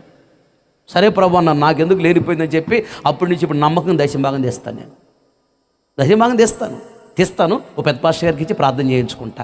నేను ఎంత అభివృద్ధి చెందటానికి కారణం ఇది. మా ఆత్మీయ తండ్రి యేసన్న గారు మాకు నేర్పించింది కూడా ఇదే. సేవకుల మీటింగ్లో ఆయనకి డబ్బులు రాగానే నేను ఏసన్న దగ్గర అసిస్టెంట్ పాస్టర్గా చేశా, గోరంట సెంట్రల్ పాస్టర్గా చేశాను. రాజు పాస్టర్ గారి తర్వాత రాజర పాస్టర్ గారు, రాజర పాస్టర్ గారి తర్వాత గోరంట్ల సెంట్రల్ పాస్టర్ నేను, నా తర్వాత అబ్బరం పాస్టర్. ఆ సింహాసనం మీద కూర్చున్నాను నేను. రాగానే అన్న డబ్బులు ఎంత వచ్చినా మొత్తం చూస్తాడు, మొత్తం నోటు రాసుకుంటాడు. రాసుకున్న తర్వాత దాంట్లో దశం భాగం తీసి పక్కన పెడతాడు అన్న. ఆ డబ్బులు, మిగిలిన డబ్బులు ఖర్చు పెడతాడు. ఆ డబ్బులు చెన్నైలో ఉన్న శ్యామ్ సుందరం పాస్టర్ గారు అని చనిపోయాడు పెద్ద ఆయనకి పంపిస్తాడు దశం భాగం. ఏసన్న గారు అంత ప్రపంచంలో అంత గొప్పగా దీవించబడటానికి కారణం అది. నేను దీవించబడటానికి కూడా కారణం అది. దశం భాగంలోని దీవులు ఉన్నాయి. ఆకాశవాక్యులు విప్పి ఏం చేస్తాడంట, నువ్వు పట్టలేవో, పట్టసాలంత విస్తార దీవులను కుమ్మరిస్తాడంట నువ్వు దశం భాగం తీస్తే. మలాకి 3:10 వచ్చిన తీయకపోతే ఏం జరిగింది తెలుసా? అక్కడ తీస్తేనంట నీ పంటను తినే పురుగును గద్దిస్తాడంట. దశం భాగం తీయకపోతే పంటకు పురుగు, ఇంటికి పురుగు, పంటికి పురుగు, ఇక అన్నిటికి పురుగే. పంటికి పురుగే, ఒంటికి పురుగే, కంటికి పురుగే, ఇంటికి పురుగే, పంటకి పురుగే, అన్నిటి పురుగులు దశం భాగం తీయకపోతే. తీస్తే ఈ పురుగులు మొత్తం మాడిపోతాయి యేసునామములో. ఆనందకరమైన దేశంలో మీరు ఉంటారు అన్నాడు అక్కడ. దశం భాగం ఇస్తే అనగా పరలోక రాజ్యంలో ఉంటారు. దశం భాగం తీయకపోతే పరలోక రాజ్యం లేదు. సేవకులైన మాకే లేదు అన్నాడు. నీ సంగతి ఏంటి? దశం భాగం తీయకపోతే గిరగరా. ఆ గిరగరా ఎందుకు అన్నానంటే ఇక్కడ ఆ పేరు ఉండదు కాబట్టి. మార్తమ్మ సువార్తమ్మ అన్నాను అనుకో, ఏంది పాస్టర్ గారు నా పేరు చెప్పాడు, మాయదారు లాగా ఉన్నాడు. ఏ ఊరు అమ్మిది? మాయదారి మెట్ల. ఏ ఊరిది? మాయదారి మెట్ల అనుకున్నాను. తీర్మానం ప్రార్థనలో మోకరించేటప్పుడు పేతురును తీసుకుని వెళ్ళాడు. పేతురు అనగా గట్టి తీర్మానం. నువ్వు ఎప్పుడు ప్రార్థనలో మోకరించిన గట్టి తీర్మానం నీ దగ్గర ఉండాలి. ప్రభువా ఇక నుంచి నేను ఆదివారం మందిరం మానేను. ఆదివారం మందిరం మానేసి తిరిగి వెళ్ళాడు. దేవుడికి నచ్చదు, వాళ్ళ ముఖం చూడడం, వాళ్ళని అసలు దీవించడు. నువ్వు ₹1,00,000 ఇస్తానని ఆదివారం మందిరం మానేను నేను, ఇచ్చి చూడు, మానేను నేను. ఆ విలువ నాకు తెలుసు, అది ఆజ్ఞ. నా మరణ పునరుత్థానమును చెప్పరేంటి వాక్యాలు? చెప్పట్లేదు ఎన్ని నువ్వు. మా మరణ పునరుత్థానాన్ని జ్ఞాపకం చేసుకోనుడి అన్నాడు. ఎప్పుడు పునరుత్థానం అయ్యాడు? ఆదివారం. ఆదివారాన్ని జ్ఞాపకం చేసుకోమన్నాడు ఆయన. ఆదివారం నువ్వు పనికి వెళితే నీకు శాపం అది. తీర్మానం, మందిరం విడిచిపెట్టను ప్రభా, తీర్మానం. దశంభాగం ఇస్తాను ప్రభా, తీర్మానం. పరిశుద్ధంగా బ్రతుకుతాను ప్రభా, తీర్మానం. ప్రతిరోజు ప్రార్థన చేసుకుంటాను ప్రభా, తీర్మానం. అనేక మంది మందిరాన్ని నడిపిస్తాను ప్రభువా, తీర్మానం. ఒక యూదుని చెంగు పట్టుకొని 10 మంది వస్తారన్న మందిరానికి, తెలుసు మీకు? ఒక యూదుని చెంగు పట్టుకొని 10 మంది వస్తారన్న మందిరానికి. నువ్వు విశ్వాసివైతే రక్షించబడిన విశ్వాసివైతే 10 మందిని తీసుకొచ్చి బాప్తిసాలు ఇప్పించి మందిరంలో చేర్చాలి. అప్పుడు నీకు పరలోక రాజ్యం, లేకపోతే లేదు. ఒక యూదుని చెంగు పట్టుకొని 10 మంది వస్తారని చెప్తే నువ్వు ఎంతమందిని తీసుకొచ్చే మందిరానికి? లేదా నీ మాటల ద్వారా ఎవరైనా మందిరానికి దూరం అయ్యారా? నీ మాటల ద్వారా, నీ ప్రవర్తన ద్వారా ఎవరు మందిరానికి దూరం కాకూడదు. నువ్వు 10 మందిని మందిరానికి నడిపించాలి. ఆమేన్ చెప్పు. హల్లెలూయా. తీర్మానం. ప్రార్థన చేయడానికి వెళ్ళేటప్పుడు పేతురుని తీసుకుని వెళ్ళాడు. నువ్వు ఎప్పుడు ప్రార్థనలో మోకరించిన పేతురు ఉండాలి, అనగా గట్టి తీర్మానం ఉండాలి. ఆమేన్. వాగ్దానం చేసిన వాడు నమ్మదగిన దేవుడు. మన నిరీక్షణ విషయమై మనం ఒప్పుకున్నది నిశ్చలముగా పట్టుకుందాము. హెబ్రీయులకు రాసిన పత్రిక 10:23 వచ్చిన ఉంది ఆ మాట. హెబ్రీయులకు రాసిన పత్రిక 10:23 వచ్చిన ఉంటుంది. వాగ్దానం చేసిన వాడు నమ్మదగిన దేవుడు. మన నిరీక్షణ విషయమై మనం ఒప్పుకున్నది నిశ్చలముగా పట్టుకుందాము. అంటే అర్థం ఏంటంటే దేవుడు వాగ్దానం చేస్తాడు, ఆ వాగ్దానములు నెరవేరుస్తాడు. ఆ వాగ్దానములు దేవుడు నీ జీవితంలో నెరవేర్చాలి అంటే దేవుడితో మనం చేసుకున్న తీర్మానంలో గట్టిగా నిలబడాలి. మనం ఒప్పుకున్నది అనగా దేవుడితో మనం చేసుకున్న తీర్మానములు నిశ్చలముగా, అంటే కదలకుండా నిలబడాలి. మనం ఒప్పుకున్నది నిశ్చలముగా పట్టుకుందాం అంటే మనం చేసుకున్న తీర్మానంలో గట్టిగా నిలబడితేనే దేవుడు చేసిన వాగ్దానాలు నెరవేర్చడానికి నీ జీవితంలో నిలబడతాడు, నీ ఉద్యోగంలో నిలబడతాడు, నీ వ్యాపారంలో నిలబడతాడు, నీ పంట పొలంలో నిలబడతాడు వాగ్దానం నెరవేర్చడానికి. ఆమేన్, ఆమేన్, ఆమేన్ చెప్పండి. ఆమేన్. 24 వాగ్దానాలు నెరవేర్చబడితే ప్రపంచంలో గొప్పవాడాడు అబ్రహాం. 24 వాగ్దానాలు నెరవేర్చబడితే, దేవుడిచ్చిన వాగ్దానాలు నెరవేర్చబడితే నీవు కూడా ప్రపంచంలో ఒక గొప్ప వ్యక్తిగా మార్చబడతావు. వాగ్దానం నీ జీవితంలో నెరవేర్చబడాలంటే నువ్వు తీర్మానం చేసుకోవాలి, తీర్మానంలో నిలబడాలి. ఆమేన్ చెప్పు. తీర్మానం చేసుకోవాలి, తీర్మానంలో స్థిరపరచు ప్రభువా, వాగ్దానం నా జీవితం నెరవేర్చు ప్రభు అని అడగాలి ప్రతిరోజు ప్రార్థనలో. తీర్మానం చేయాలి. తీర్మానంలో స్థిరపరచు ప్రభువా, వాగ్దానం నా జీవితం నెరవేర్చు ప్రభు అని అడుగు. తీర్మానంలో స్థిరపరిచి వాగ్దానం నెరవేరుస్తాడు. నిన్ను మించిన గొప్పవారు నువ్వు ఉన్న ప్రాంతంలో మరొకరు ఉండరు. ఆమెన్, ఆమెన్, ఆమెన్ చెప్పండి. ఆమె యేసయ్య ప్రార్థన చేయడానికి వెళ్ళేటప్పుడు పేతురుని తీసుకుని వెళ్ళాడంట. రెండో వ్యక్తి ఎవరంట? యోహాన్ని తీసుకుని వెళ్ళాడంట. ఆ పేరుకి అర్థం చెప్పి ముగిస్తా. యోహాను అనగా అర్థం ఏంటంటే యెహోవా కృప చూపించి దానము చేస్తాడు అని అర్థం. చెప్పాలి అందరూ. యెహోవా కృప చూపించి దానము చేస్తాడని అర్థం. యోహాను అంటే అర్థం యెహోవా కృప, యెహోవా దానము అంటే యెహోవా దేవుడు కృప చూపించి నీకు దీవెన ఇస్తాడు అని అర్థం. యోహాన్ అంటే నీవు ప్రార్థన చేసుకోవటానికి వెళ్ళేటప్పుడు యేసయ్య యోహాన్ని తీసుకొని వెళ్ళాడంట. అనగా దీని అర్థం ఏంటంటే దేవుడు కృప చూపించి నన్ను దీవిస్తాడు అని నమ్మాలి. నువ్వు ప్రార్థన చేసేటప్పుడు దేవుడు నన్ను దీవిస్తాడని నువ్వు నమ్మాలి. నమ్ముట నీ వల్లనైతే నమ్మువానికి సమస్తం సాధ్యమే. నమ్మాలి. ప్రార్థన చేస్తున్నప్పుడు నేను ఏదైతే దేవుడిని అడుగుతున్నానో ఒకరోజు దేవుడిది నాకు ఇస్తాడు అని నమ్ముతూ ప్రార్థన చేయాలి. మీరు ప్రార్థన చేస్తున్నప్పుడల్లా అవన్నీ పొంది ఉన్నామని నమ్ముడి, అవి మీకు కలుగును అంటాడు. ప్రార్థన చేసినప్పుడు విశ్వాసం లేకపోతే నీ జీవితంలో కార్యం జరగదు. యోహాన్ని తీసుకొని వెళ్ళాడంట ప్రార్థన చేయడానికి. నువ్వు ప్రార్థనలు మోకరించినప్పుడు యోహాను ఉండాలి. అనగా దేవుడు కృప చూపించి నన్ను దీవిస్తాడు అని నమ్మాలి. ఇంకొకటి ఏంటి తెలుసు? యోహాన్ అంటే దేవుడు కృప చూపించి నీకు ఇస్తాడు, దేవుడు కృప చూపించి నాకు ఇస్తాడు అని నమ్మాలి. దేవుడు కృప చూపించి నీకు ఇస్తాడు. ఆయన ఇస్తాడు. ఎవరికి ఇస్తాడు తెలుసా? అడుగుడి మీకు అది తెలుసు మీకు. లూకాసు వార్త 6:38 ఒక మాట. లూకాసు వార్త 6:38 క్షమించుడి అప్పుడు మీరు క్షమించబడుదురు. నెక్స్ట్ ఈయుడి మీకు ఇవ్వబడును. 6:38 లూకాసు వార్త. ఈయుడి మీకు ఇవ్వబడును, అడుగుడి మీకు ఇవ్వబడును మీకు తెలుసు, ఈయుడి మీకు ఇవ్వబడును తెలుసా? నువ్వు ఇస్తేనే దేవుడు ఇస్తాడు. యోహాన్ని తీసుకొని వెళ్ళాలి అంటే దేవుడు కృప చూపించి ఆయన నాకు దీవెనలు ఇస్తాడు, నమ్మాలి. ఆయన ఇస్తాడు, నిజమే. ఆయన ఇవ్వాలి అంటే నువ్వు ఆయనకి ఇవ్వాలి. యోహాన్ అంటే అది. నాకు ఇస్తాడు, నేను ఆయనకి ఇవ్వాలి. అది నేర్చుకోవాలి. ఇవ్వడి మీకు ఇవ్వబడున్నాడు. నువ్వు దేవునికి ఇస్తేనే దేవుడు నీకు ఇస్తాడు. దేవునికి నువ్వు ఇవ్వకపోతే ఆయన ఇవ్వడు. మీకు అర్థమయ్యేటట్టు చెప్తా. 5 రొట్టెలు 2 చేపలు పంచినప్పుడు 12 గంపలు మిగిలాయి కదా. నిజమేనా కదా నేను చెప్పేది? 12, 13? నా బైబిల్లో 12 ఉన్నాయి. మీ బైబిల్లో ఎంత ఉన్నాయమ్మా చెప్పండి? ఆయన ఎన్నమ్మా? 12 ఉన్నాయి కదా. 12 గంపలు ఎవరికి ఇచ్చాడు చెప్పండి? 12 గంపలు 12 మంది శిష్యులకి ఇచ్చాడా? తల ఒక గంప. 12 గంపలు మిగిలే కదా. ఎవరికి ఇచ్చింటాడు 12 గంపలు చెప్పండి? సేవకులేనా? నీకు ఇచ్చాడా? వాళ్ళు విన్నారు, నా వాక్యం విన్నారు. ఎందుకు వాళ్ళు ఇది చాలా చోట్ల అడిగితే కరెక్ట్గా చెప్పలేదు ఎవరు. వాళ్ళు విన్నారు. శిష్యులకి ఇవ్వాల, పిల్లవాడికి ఇచ్చాడు. ఎందుకు ఇచ్చాడు తెలుసా? 5 రొట్టెలు 2 చేపలు ఇచ్చింది ఎవరు? పిల్లవాడి. ఇవుడి మీకు ఇవ్వబడును. ఎవరు ఇచ్చారో వాళ్ళకి ఇస్తాడు, ఇవ్వని వారికి ఇవ్వడు కదా. 5 రొట్టెలు 2 చేపలు ఇచ్చింది ఒక పిల్లోడు. 12 గంపలు ఆ పిల్లోడికి ఇచ్చాడు. చరిత్ర గ్రంథంలో రాయబడి ఉంది. 12 గంపలు ఆ పిల్లోడికి ఇచ్చాడు. చాలామంది పిల్లలు ఉన్నారు అక్కడ, కానీ ఆ పిల్లలు ఎవరు ఇవ్వలేదు యేసయ్యకి. వాళ్ళకి ఎవరికి ఇవ్వాల? వాళ్ళకి జస్ట్ పెట్టాడంతే తినటానికి, కడుపు నిండా తిని వెళ్ళారే కానీ 12 గంపలు మాత్రం ఇచ్చింది ఆ పిల్లోడికి. ఎందుకంటే పిల్లోడు 5 రొట్టెలు 2 చేపలు ఇచ్చాడు, 12 గంపలు తీసుకొని పోయాడు. 12 గంపలు అనగా సంవత్సరానికి ఎన్ని నెలలు? 12 నెలలు. సంవత్సరాలు సరిపడంత ఇచ్చాడు. దేవునికి స్తోత్రం. హల్లెలూయా, హల్లెలూయా. పిల్లోడు ఇచ్చాడు, తీసుకుని వెళ్ళాడు. చాలామంది పిల్లలు ఉన్నారు, వాళ్ళు ఇవ్వలేదు. వాళ్ళకి యేసయ్య కూడా ఇవ్వలా. దేవునికి ఇచ్చి చెడిపోయినోడు లేడు, దేవుడికి ఇవ్వకుండా బాగుపడ్డవాడు లేడు. దేవునికి ఇచ్చి చెడిపోయినోడు లేడు. ఇచ్చాడు, పిల్లడు చెడిపోయాడు. అక్కడ ఇచ్చాడు, చెడిపోయాడా? చాలామంది ఒరే ఈ పిల్లడికి బడా ఎక్కువ. 5 రొట్టెలు 2 చేపలు మొత్తం వేయిపోతే ఒక చేప ఉంచుకొని 3 రొట్టెలు ఉంచుకొని 2 రొట్టెలు ఇవ్వచ్చు కదా. ఒక చేప ఉంచుకోవచ్చు కదా నువ్వు. మళ్ళీ నడిచిపోవాలి, ఆకలి అయిద్ది. 5 కిలోమీటర్లు నడిచిపోవాలి, మళ్ళీ ఆకలి అయిద్ది. కొండలు ఎక్కి దిగాలి.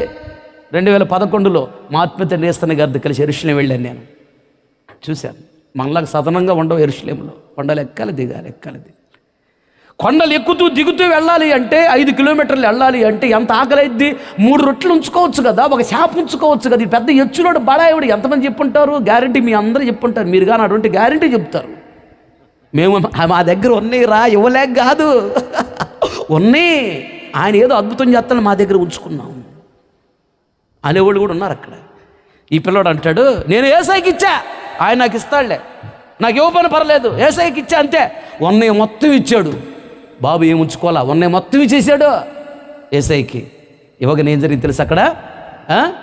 12 గంపలు. అక్కడ ఇంచుమించుగా ఎంతమంది మనుషులే 5,000 మంది అంటే స్త్రీలు 10,000 లెక్క. ఎక్కడైనా డబ్బులు ఉంటారు వాళ్ళు, పిల్లలు ఉన్నారుగా, ముసలోళ్ళు అంతా, మొత్తం 20,000 మంది చరిత్ర గ్రంథాలు రాయబడు. 20,000 మంది ఉన్నారు అక్కడ ఇంచుమించుగా.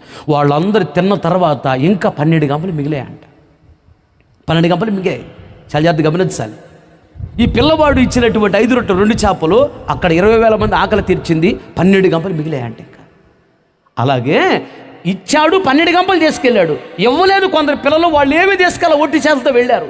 ఈరోజు ఇక్కడికి వచ్చినటువంటి నీవు ఇంత సభలు జరుగుతున్నాయి అంటే 1000 రూపాయలు ఖర్చు ఉండిద్ది. ఆ చిన్న పిల్లోళ్ళలాగా ఉంటావా, మిగిలిన పిల్లోళ్ళలాగా ఉంటావా? కుడివైపు ఉంటావు, ఎడవైపు ఉంటావు, నువ్వే తెలుసుకున్నట్టు. దేవునికి ఇచ్చి చెడిపోయినడు లేడు, దేవుడికి ఇవ్వకుండా బాగుపడ్డవాడు లేడు. దేవునికి ఇవ్వటం నేర్చుకో. యోహాను అనగా దేవుడు కృప చూపించి నాకు ఇస్తాడు, నేను ఆయనకి ఇవ్వాలి. అది దాని అర్థం. ప్రార్థన చేయడానికి వెళ్ళేటప్పుడు యేసయ్య యోహాన్ని తీసుకుని వెళ్ళాడు. నువ్వెప్పుడు ప్రార్థనలో మోకరిస్తున్నా ఇదిగో ఈ తీర్మానం ఉండాలి. యోహాను ఉండాలి నీతో, నేను దేవునికి ఇవ్వాలి, ప్రభా నేను ఇవ్వాలి, నీకు నాకు ఇవ్వు అలా అడగాలి దేవుని. దేవా నాకు ఇవ్వు, నేను ఇస్తా అలా అడగాలి దేవుడిని. ఇలాంటి అనుభవంలోకి నువ్వు రావాలి. అప్పుడు దేవుడు నీకు సమృద్ధిగా ఇస్తాడు. ఆమె చెప్పండి హల్లెలూయా. దేవునికి ధారాళంగా ఇవ్వటం నేర్చుకో. మనం ఇచ్చేది ఒకటి, దేవుడు మనకి ఇచ్చేది 1000 రెట్లు. తెలుసా? ఒక్క దినము దేవుని మందిరంలో గడిపితేనంట ఎన్ని దినాలతో సమానం చెప్పాడు? 1000 దినాలతో సమానం. అంటే మనం ఇచ్చేది ఒకటి, దేవుడు మనకి ఇచ్చేది 1000 రెట్లు. నువ్వు ఇచ్చేది దేవునికి ఒకటి, దేవుడు నీకు ఇచ్చేది 1000 రెట్లు. నువ్వు పిసినారితనంగా ఉన్నావు అంటే దేవుని దగ్గర పొందుకోలేవు. అసలు దేవుడు ఇవ్వండి నేను మీకు ఇస్తాను అన్నాడు. ఎందుకు ఇవ్వమన్నాడు తెలుసా? ఆయన దరిద్రుడా శ్రీమంతుడు, ఆయన ఆస్తిని కొలవటానికి కొలతలు లేవు. ఎందుకు ఇవ్వమన్నాడు తెలుసా? ఇచ్చేటప్పుడు నువ్వు సంతోషంగా ఇస్తావా, సనుక్కుంటా కొనుక్కుంటా ఇస్తావా, పిసినారితనంగా ఇస్తావా? ఎలా ఇస్తావో నీవిచ్చే కానుకను బట్టి నువ్వు దేవుణ్ణి ఎంత ప్రేమిస్తున్నావో దీన్ని బట్టి అర్థమైద్ది. అందుకని ముందు నువ్వు ఎలా ఇస్తావో చూస్తా, దానిని బట్టి నేను ఇస్తాను నీకు. అందుకనే దేవుడు ఇవ్వమన్నాడు. ఇచ్చేటప్పుడు నీ ప్రేమ ఏంటో దేవుని మీద ఇక్కడ అర్థమైంది. చిన్న కూతురు అంటే ప్రేమ అంట, 500 రూపాయల చీర తెచ్చింది. పెద్ద కూతురు అంటే దోమ అంట, ప్రేమ లేదు, 50 రూపాయల చీర తెచ్చిచ్చింది. చిన్న అమ్మాయి కూడా అదే ఇచ్చాను అమ్మా అంటుంది. చిన్న అమ్మాయి అంటే ప్రేమ అంట, 500 రూపాయల చీర ఇచ్చింది. పెద్ద అమ్మాయి అంటే ప్రేమ లేదంటే ఇవ్వకపోతే బాధపడుతుంది, 50 రూపాయల చీర ఇచ్చిందంట. చూసావా? ఇద్దరు కూతుళ్ళే కదా. ఇచ్చేదాంట్లో ఎట్లా ఉందో, నీవు దేవునికి ఎలా ఇస్తున్నావు ఇక్కడ ప్రేమ అర్థమైపోయింది. చివరిగా ఏంటంటే యేసయ్య ప్రార్థన చేస్తే మహిమ దిగొచ్చింది. ఎలా చేసాడో ప్రార్థన చెప్తున్నాను. యేసయ్య ప్రార్థన చేయడానికి వెళ్ళేటప్పుడు పేతురుని తీసుకుని వెళ్ళాడు, గట్టి తీర్మానం అని చెప్పాను. రెండోది యోహాను తీసుకుని వెళ్ళాడు. ఏం చెప్పాను? దేవుడు కృప చూపించి మనల్ని దీవిస్తాడు, మనం కూడా దేవునికి ఇవ్వాలి. మూడోది ఏంటంటే యాకోబుని తీసుకుని వెళ్ళాడంట. చివరికి మాట చెప్పి ముగిస్తా. ఒకసారి గట్టిగా అల్లుడు చెప్పండి హల్లెలూయా, హల్లెలూయా. చెప్పమంటారా ఆపమంటారా? ఇద్దరు ముగ్గురు అన్నారు, మగవాళ్ళు ఇద్దరు. ఆయన మాత్రం ఇట్ట అంటున్నాడు. అంటే పో అంటున్నావు, చెప్పమంటున్నావు, ఎవరు చెప్ప ఇట్ట చెప్పయ్యా అనాలి. ఇట్టంటే వెళ్ళిపోయానే, చెప్పటానికే వచ్చా నేను. మీరు దీవించబడాలి, అది నా ఆశ. మీ సంఘం అభివృద్ధి చెందాలి, అది నా ఆశ. సేవకులుగా మీ సంఘాలు బాగా అభివృద్ధి చెందాలి, విశ్వాసులు మీ కుటుంబాలు బాగా దీవించబడాలి. ఈ ప్రార్థన నేర్చుకోవాలి. అంతే యేసయ్య ప్రార్థన ఇది. నేర్చుకో, దేవుడు బహు దీవిస్తాడు. చివరి మాట చెప్తున్నా. యాకోబుని తీసుకొని వెళ్ళాడు. యాకోబు పేరుకి అర్థం ఏంటి అసలు? నేను అర్థం చెప్తున్నా. ఇప్పుడు కొత్త నిబంధన యాకోబు గురించి మాట్లాడి తీసుకెళ్ళాడు యేసయ్య. పాత నిబంధన యాకోబు గురించి చెప్తున్నాడు అని అంటారు కొందరు. అది తెలివితేటలకి పేరు చెప్తున్న, పేరుకి అర్థం. క్రొత్త నిబంధనలో జబదేయి కుమారులు యోహాను యాకోబు ఉన్నారు కదా, వీళ్ళకి యాకోబు అని ఆ పేరు ఎలా వచ్చింది, ఎవరు పెట్టారు, ఎక్కడ పేరు ఇది, ఎక్కడదంటే పితరుడైన యాకోబు ఉన్నాడే ఆయన పేరు ఈయనకి పెట్టారు. మీరు కూడా పెట్టుకుంటారుగా, మీ తాత పేర్లు మీ ముత్తాత పేర్లు పెట్టుకోరా? ఆ యాకోబు ఉన్నాడే, ఇస్సాకు కుమారుడు యాకోబు ఉన్నాడే, ఆయన పేరు ఈ జబదేవు కుమారుడు యాకోబు పెట్టారు. ఈ పేరుకి అర్థం ఏంటి అది చెప్పి ముగిస్తా. చదవండి, ఆ పేరుకి అర్థం ఏంటంట చదవండి. ఆదికాండము, ఈ మాట చూడండి, ఆదికాండము 25-26 వచ్చిన చదువు ముగించుకుందాం.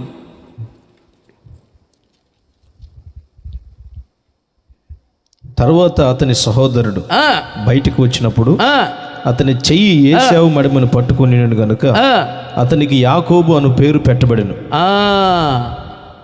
యాకోబు అనగా కింద అడుగు పేజీ అడుగు భాగం నుండి చూడు ఏమిటి మళ్ళీ అనగా మడిమను పట్టుకుని వాడు. చాలు చాలు. యాకోబు అంటే మనకు తెలిసింది ఏంటి? మోసగాడని. ఇది తెలియదు. యాకోబు అనగా ఎవరన్నా ఏం చెప్తారు? మోసగాడు అంటారు. యాకోబు అనే పేరుకి అర్థం ఏంటి అక్కడ కింద ఉంది, ఏంటంట? మడెమను పట్టుకున్నవాడు అని అర్థం. జాగ్రత్తగా గమనించి దీని అర్థం ఏంటంటే, రిబ్కా ప్రసవ వేదన పడుతూ ఉన్నప్పుడు ఆవిడ కడుపులో నుండి 2 పిల్లలు వస్తున్నారు బయటికి. పెద్దోడి పేరేంటి? ఏశావు. పెద్దోడు వస్తుంటే బయటికి యాకోబు ఆయన కాలు మడెమను పట్టుకొని బయటకు వచ్చాడంట చిన్నోడు. దాని అర్థం ఏంటి తెలుసా? అన్నా నువ్వు ఆగు, ముందు నేను పుట్టాలి. ఉదాహరణకి మీ పిల్లలిద్దరు, నీ కొడుకు ఇంటి పక్క వాళ్ళ అబ్బాయి ఇద్దరు ఆడుకుంటున్నారు. ఒరే ఏడున్నారు అమ్మా లడ్డిస్తారా అనగానే మీ ఇంటి పక్క వాళ్ళ అబ్బాయి మీ అబ్బాయి ఇద్దరు పరిగెత్తుకుంటూ వస్తారు. మీ ఓడు ఏం చేస్తాడు తెలుసా? మీ ఇంటి పక్క అబ్బాయి ఉన్నాడే వాడు సొక్క బొట్టుకు వెనకలు అవుతూ ఉంటాడు, నువ్వు ఆగురా నేను పోవాలని. పిల్లల్ని గమనించండి. యాకోబు కూడా చిన్నప్పుడే వాళ్ళన్న కాలు పట్టుకుని బయటకు లాగుతున్నాడు. అన్నాను లోపల లాగుతున్నాడు. అన్నా నువ్వు ఆగు, ముందు నేను పుట్టాలి. నువ్వు ఆగు, ముందు నేను పుట్టాలి. ఎందుకంట ఇశ్రాయేలులో మొట్టమొదటి పుట్టిన వారికి జ్యేష్ఠత్వ హక్కు ఉంటుంది. అనగా తండ్రికి 3 ఇళ్ళు ఉంటే పెద్దోడికి 2 ఇళ్ళు ఇవ్వాలి, చిన్నోడికి 1 ఇల్లు ఇవ్వాలి. పండగ రోజు బట్టలు కుట్టిస్తే పెద్దోడికి 2 జతలు కుట్టించాలి, చిన్నోడికి 1 జతే. ఏది పెట్టినా జ్యేష్ఠత్వ హక్కు అంటే ఇప్పటికీ ఉంది ఇజ్రాయెల్లో. పెద్దోడికి 2 వాటాలు, చిన్నోడికి 1 వాటా ఇవ్వాలి.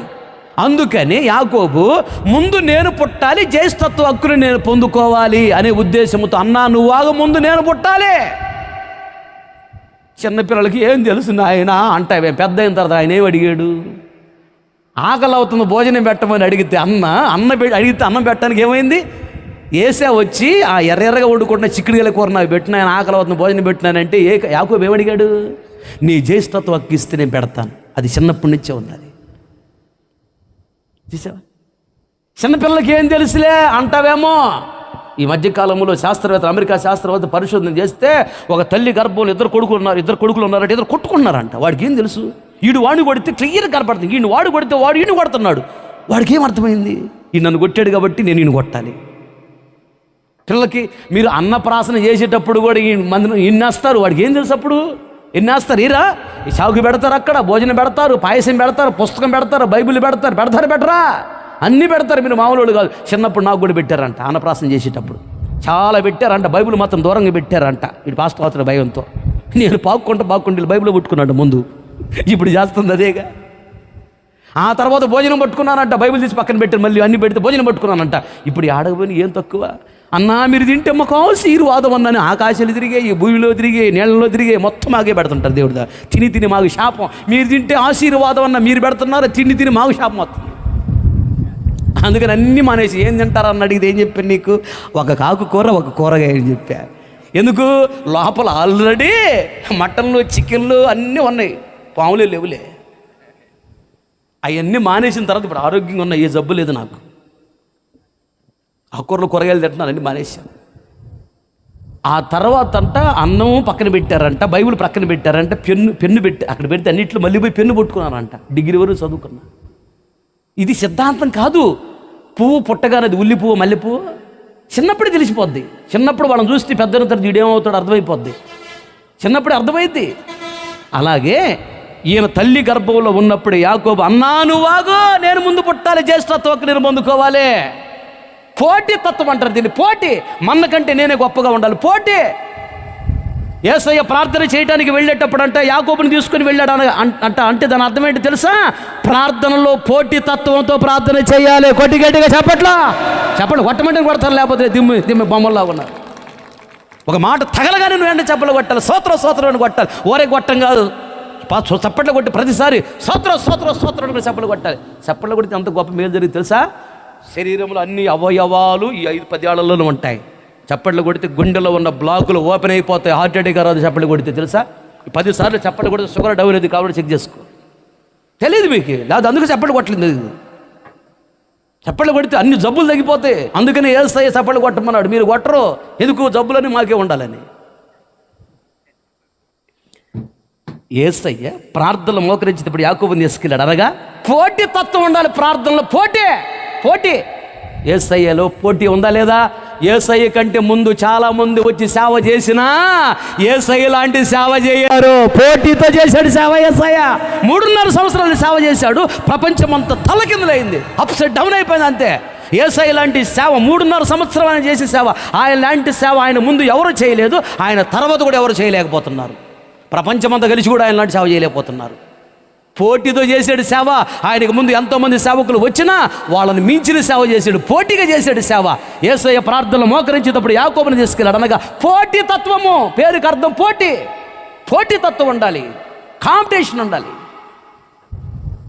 పోటీ ఉండాలి. సేవలో పోటీ ఉండాలి, భక్తిలో పోటీ ఉండాలి. ఆ అక్క కంటే నేనే, సంఘములో ఆ అక్క కంటే నేనే ఎక్కువ ప్రార్థన చేయాలి, నేనే ఎక్కువ ఉపవాసం ఉండాలి, నేనే ఎక్కువ దశంభాగం ఇవ్వాలి, నేనే ఎక్కువ కానుక ఇవ్వాలి, నేనే పరిచర్య ఎక్కువ చేయాలి. పోటీ ఉండాలి. కొత్తగా 30 మంది వచ్చారు సేవకి, సమర్పించుకో సేవ చేయడానికి 30 మంది వచ్చావు సేవకి. వసన మినిస్ట్రీలో సేవ చేశాను నేను 10 సంవత్సరాలు. 30 మంది వచ్చాం సమర్పించుకుని సేవకి. దేవుడి దేవుడు లాస్ట్ 3 మిగిలాం. 27 మంది ఎత్తుకుని పోయాడు సాతను. 3 మిగిలాం. పెళ్లి చేసుకుని సేవ చేసాడు 3. ఇప్పుడు మిగిలింది. కానీ ఈ 30 మంది సేవకుల్లో నేను ఒక్కడనే గొప్పగా ఉన్నాను అందరికంటే. కారణం ఏంటో తెలుసా?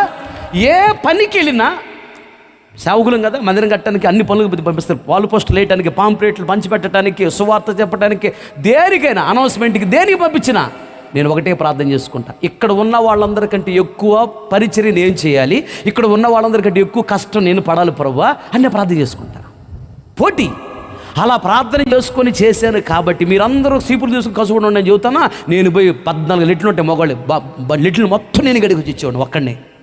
అందరికంటే ఎక్కువ దీవెని పొందుకోవాలని షింకులు మొత్తం నేనే గడిగేవాడిని. షింకులు అన్నం వండితే ఊసేస్తారా, అదంతా తీసి షింకులు మొత్తం నేనే గడిగేవాడిని. లిట్లు నేను ఒక్కనే గడిగేవాడిని. వాళ్ళందరికంటే ఎక్కువ అభిషేకం అందుకున్నాను, అందరికంటే ఘనంగా నేనే ఉన్నాను, అందరికంటే ఎక్కువగా నేనే దీవెనికరంగా ఉన్నా ఈ రోజున.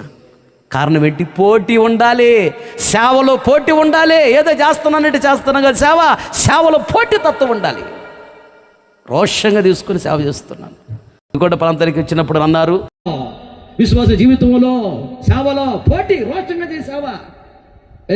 ఏదో ఎక్కడ వేసిన గొంగడు అక్కడ అన్నట్టు కాదు. చచ్చిపోయిన తర్వాత సేవ చేయలేము, బతుకున్నప్పుడే చేయాలి సేవ. పోటీగా తీసుకో, ఏదైనా పోటీ ఉండాలంతే. అలా యాకోబుని తీసుకుని వెళ్ళాడంటే దాని అర్థం ఏంటంటే, పేరుకి అర్థం ఏంటంటే మడవను పట్టుకున్నవాడు, పోటీ తత్వం. అలాగే ఒక్క మాట ఏంటి చెప్పడం మర్చిపోయి పరిశుద్ధాత్ముడు గుర్తు చేశాడు. ఏంటి తెలుసా? ఆయన బట్టలు దగదగా మెరిసాయంటే ప్రార్థన చేస్తే ఆయన బట్టలు దగదగ మెరిశాయి. బట్టలు అనగా స్వభావము చెప్పాలి. బట్టలు అంటే ఏంటి? బట్టలు అనగా స్వభావము. స్వభావం. ఆయన బట్టలు తెల్లగా దగదగ మెరిసాయంట. స్వభావము పరిశుద్ధంగా ఉండాలి. తెలుపు అంటే పరిశుద్ధత, బట్టలు అంటే స్వభావం. స్వభావము తెల్లగా మారాలి. పరిశుద్ధమైన స్వభావం మనలోకి రావాలి, అది పెరగాలి. అది తెల్లగా బట్టలు మెరిసాయంటే ఆయన ప్రార్థన చేస్తే, ప్రార్థనలో మోకరిస్తే, ఇదిగో బట్టలు అనేటువంటి మన యొక్క స్వభావం మారాలి, తెల్లగా పరిశుద్ధంగా రావాలి. అంటే చెడ్డ స్వభావం పోవాలి, మంచి స్వభావం రావాలి, అది అభివృద్ధి చెందాలి. అంటే అర్థం ఏంటంటే వ్యసనపడే స్వభావం పోవాలి, దూషించే స్వభావం పోవాలి, ద్వేషించే స్వభావం పోవాలి, తగాదలు పెట్టే స్వభావం పోవాలి, సాడీలు చెప్పే స్వభావం పోవాలి. ఈ చెడ్డ స్వభావాలని పోవాలి, పాపం అనే స్వభావం పోవాలి, ఈ చెడ్డ స్వభావాలని పోవాలి, మంచి స్వభావం రావాలి. ప్రేమించే స్వభావము, మేలు చేసే స్వభావము, విశ్వాసము కలిగి బ్రతకటం ఆ స్వభావం రావాలి, విధేయత కలిగి బ్రతికే స్వభావం రావాలి, తగ్గింపు జీవితం అనే స్వభావం రావాలి. ఇలా దేవునికి ఇష్టమైన స్వభావాలు మనలోకి రావాలి. మోకరించండి, ప్రార్థన చేసుకోండి. మోకరించిన మీరు దేవుడు మాట్లాడిన ప్రతి మాటను జ్ఞాపకం చేసుకుని ప్రార్థన చేసుకోసం.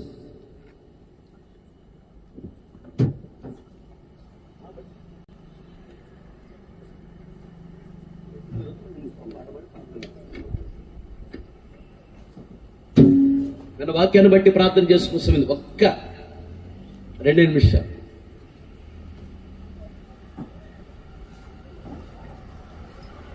ప్రార్థన చేయుటకు ఆయన కొండకి వెళ్ళాడు.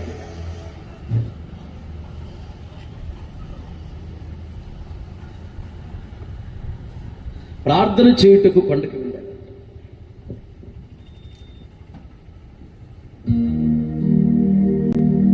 మనుషులతో మాట్లాడకుండా తండ్రితో మాట్లాడటానికి వెళ్ళాడు. అనగా ఆయన ప్రార్థనా సమయం అది. ప్రార్థనా సమయంలో మనుషులతో మాట్లాడడు, తండ్రితో మాట్లాడదు. నీకు ఒక ప్రార్థనా సమయం ఉందా? ఒక ప్రార్థనా సమయం ఏర్పాటు చేసుకో. ఆ సమయంలో మనుషులతో మాట్లాడద్దు, దేవునితో నువ్వు మాట్లాడాలి. ప్రార్థన చేయటానికి ఆయన కొండకు వెళ్ళాడు. కొండ అనగా ఆదివారం మందిరం అంటే ఆదివారం మందిరానికి వెళ్ళినప్పుడు ఎంత జాగ్రత్తగా ఉంటావో, ఎక్కడ మోకరించినా ఎప్పుడు మోకరించినా ఆ జాగ్రత్తగా ఉండాలి, మందిరంలో ఉన్నట్టుగా ఉండాలి. అదే కొండ అంటే. ఏకాంతంగా వెళ్ళాడంట. అనగా ఏకాంతం అనగా ఏకాంతముగా వెళ్ళాడంట. అనగా ఒంటరిగా ఉన్న 10 మందిలో ఉన్న 1000 మందిలో ఉన్నాయా, ఎంతమందిలో ఉన్నా దేవుడు యేసయ్య నేను మేమిద్దరమే ఉన్నారు అని నమ్ముతూ ప్రార్థన చేయటమే ఏకాంత ప్రార్థన. సాయంకాలం అయినప్పుడు ఆయన ఒంటరిగా ఉన్నాడంట. సాయంకాలం అనగా చీకటి వచ్చే సమయం అది. చీకటి అనగా సాతాను వచ్చే సమయం ఇది. సాతాను వచ్చే సమయము. సాతాను వచ్చాడు. ప్రార్థనలో మోకరించినప్పుడు సాతాను వస్తాడు. వాడితో చేతులు కలపకూడదు.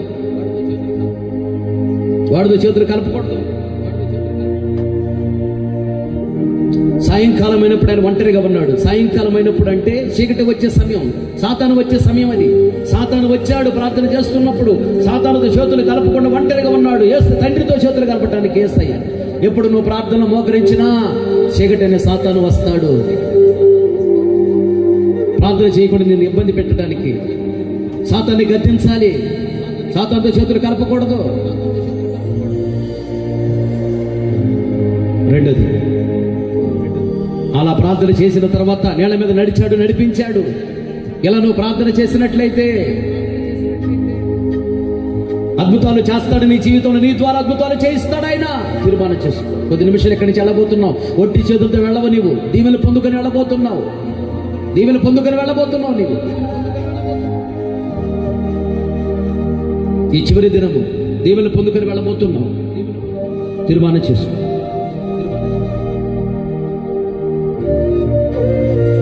కొండకెళ్ళి ఆయన ప్రార్థన చేశాడు.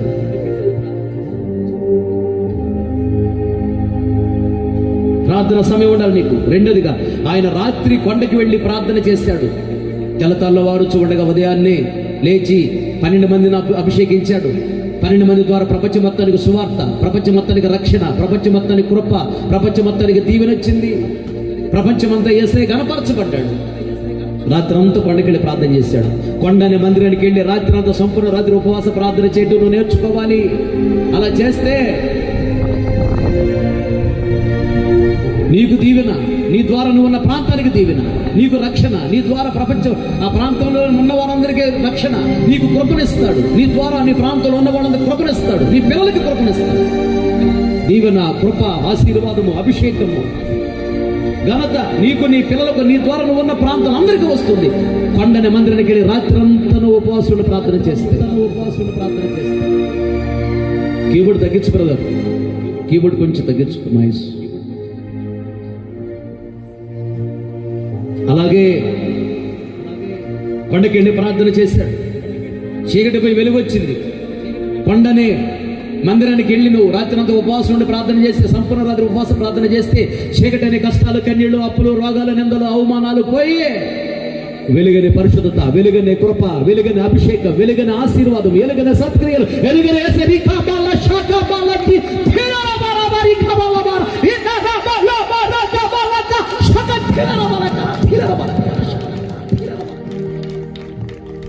చీకటిపై వెలుగు వచ్చింది. ఆయన రాత్రి అంతా ప్రార్థన చేస్తే కొండనే మందిరానికి వెళ్ళాలి, సంపూర్ణ ఉపవాస ప్రార్థన చేయాలి. భక్తిగల దైవజనుల దగ్గరికి నిన్ను దేవుడు తీసుకుని వచ్చాడు. అది చిన్న మందిరం, పెద్ద మందిరమా, చిన్న మినిస్టర్, పెద్ద మినిస్టర్ ఆలోచించగాక భక్తిగల దైవజనుల దగ్గరికి దేవుడు తీసుకుని వచ్చాడు. నువ్వు ధన్యుడు, ధన్యురాలవి. నిశ్చయముగా దేవుడు నిన్ను దీవిస్తాడు, నీ స్థితిగతులను మారుస్తాడు, నీ దుఃఖాన్ని సంతోషంగా మారుస్తాడు, కన్నీటి నాట్యగా మారుస్తాడు. దేవుడే నిన్ను తీసుకొని వచ్చాడు, ఇక నుంచి దేవుడు నిన్ను ఆశీర్వదించబోతున్నాడు. ఓ మంచి తీర్మానం చేసుకో. ప్రార్థన చేస్తే ఆయన చీకటి పోయి వెలుగొచ్చింది. ఎలా చేశాడు ప్రార్థన? చీకట్లో మోకరించాడు, చీకట్లో లేవలా, చీకట్లో మోకరించి వెలుగులో లేచాడు. చీకటిని పాపపుతో మోకరిస్తున్నావు, చీకటిని పాపపు ఆలోచనలతో, పాప ప్రవర్తనతో, పాపపు మాటలతో మోకరిస్తున్నావు. చీకటిని పాపముతోనే లేస్తున్నావు, పాపాన్ని విడిచిపెట్టకుండా పాపముతోనే లేస్తున్నావు. అది కాదు ప్రార్థన. ఆయన చీకటిలో మోకరించాడు, వెలుగులో లేచాడు. చీకటిని విడిచిపెట్టి చీకటిని పాపముతో మోకరిస్తున్నావు, చీకటిని పాపముతో లేవకూడదు. చీకటిని పాపాన్ని విడిచిపెట్టి వెలుగుని పరిశుద్ధతతో లేవాలి. అది యేసయ్య ప్రార్థన. అలాంటి ప్రార్థన చేయి, చీకటిపై వెలుగు వస్తుంది. నీకు దీవెన, నీ ద్వారా నువ్వు ఉన్న ప్రాంతం మొత్తానికి దీవెన. ఘనత నీకు, ఘనత నీ ద్వారా ఆ ప్రాంతం మొత్తానికి ఘనత వస్తుంది. తీర్మానం చేస్తుంది. చివరిగా ఆయన కొండకెళ్ళి ప్రార్థన చేస్తాడు. మహిమ దిగి వచ్చింది. మహిమ దిగి రావాలి నీ మీదకి, నా మీదకి. దిగి వచ్చినప్పుడు మట్టి శరీరం, మహిమ శరీరం ధరించుకొని ఎత్తబడి మన పరలోక రాజ్యానికి వెళ్ళగలము.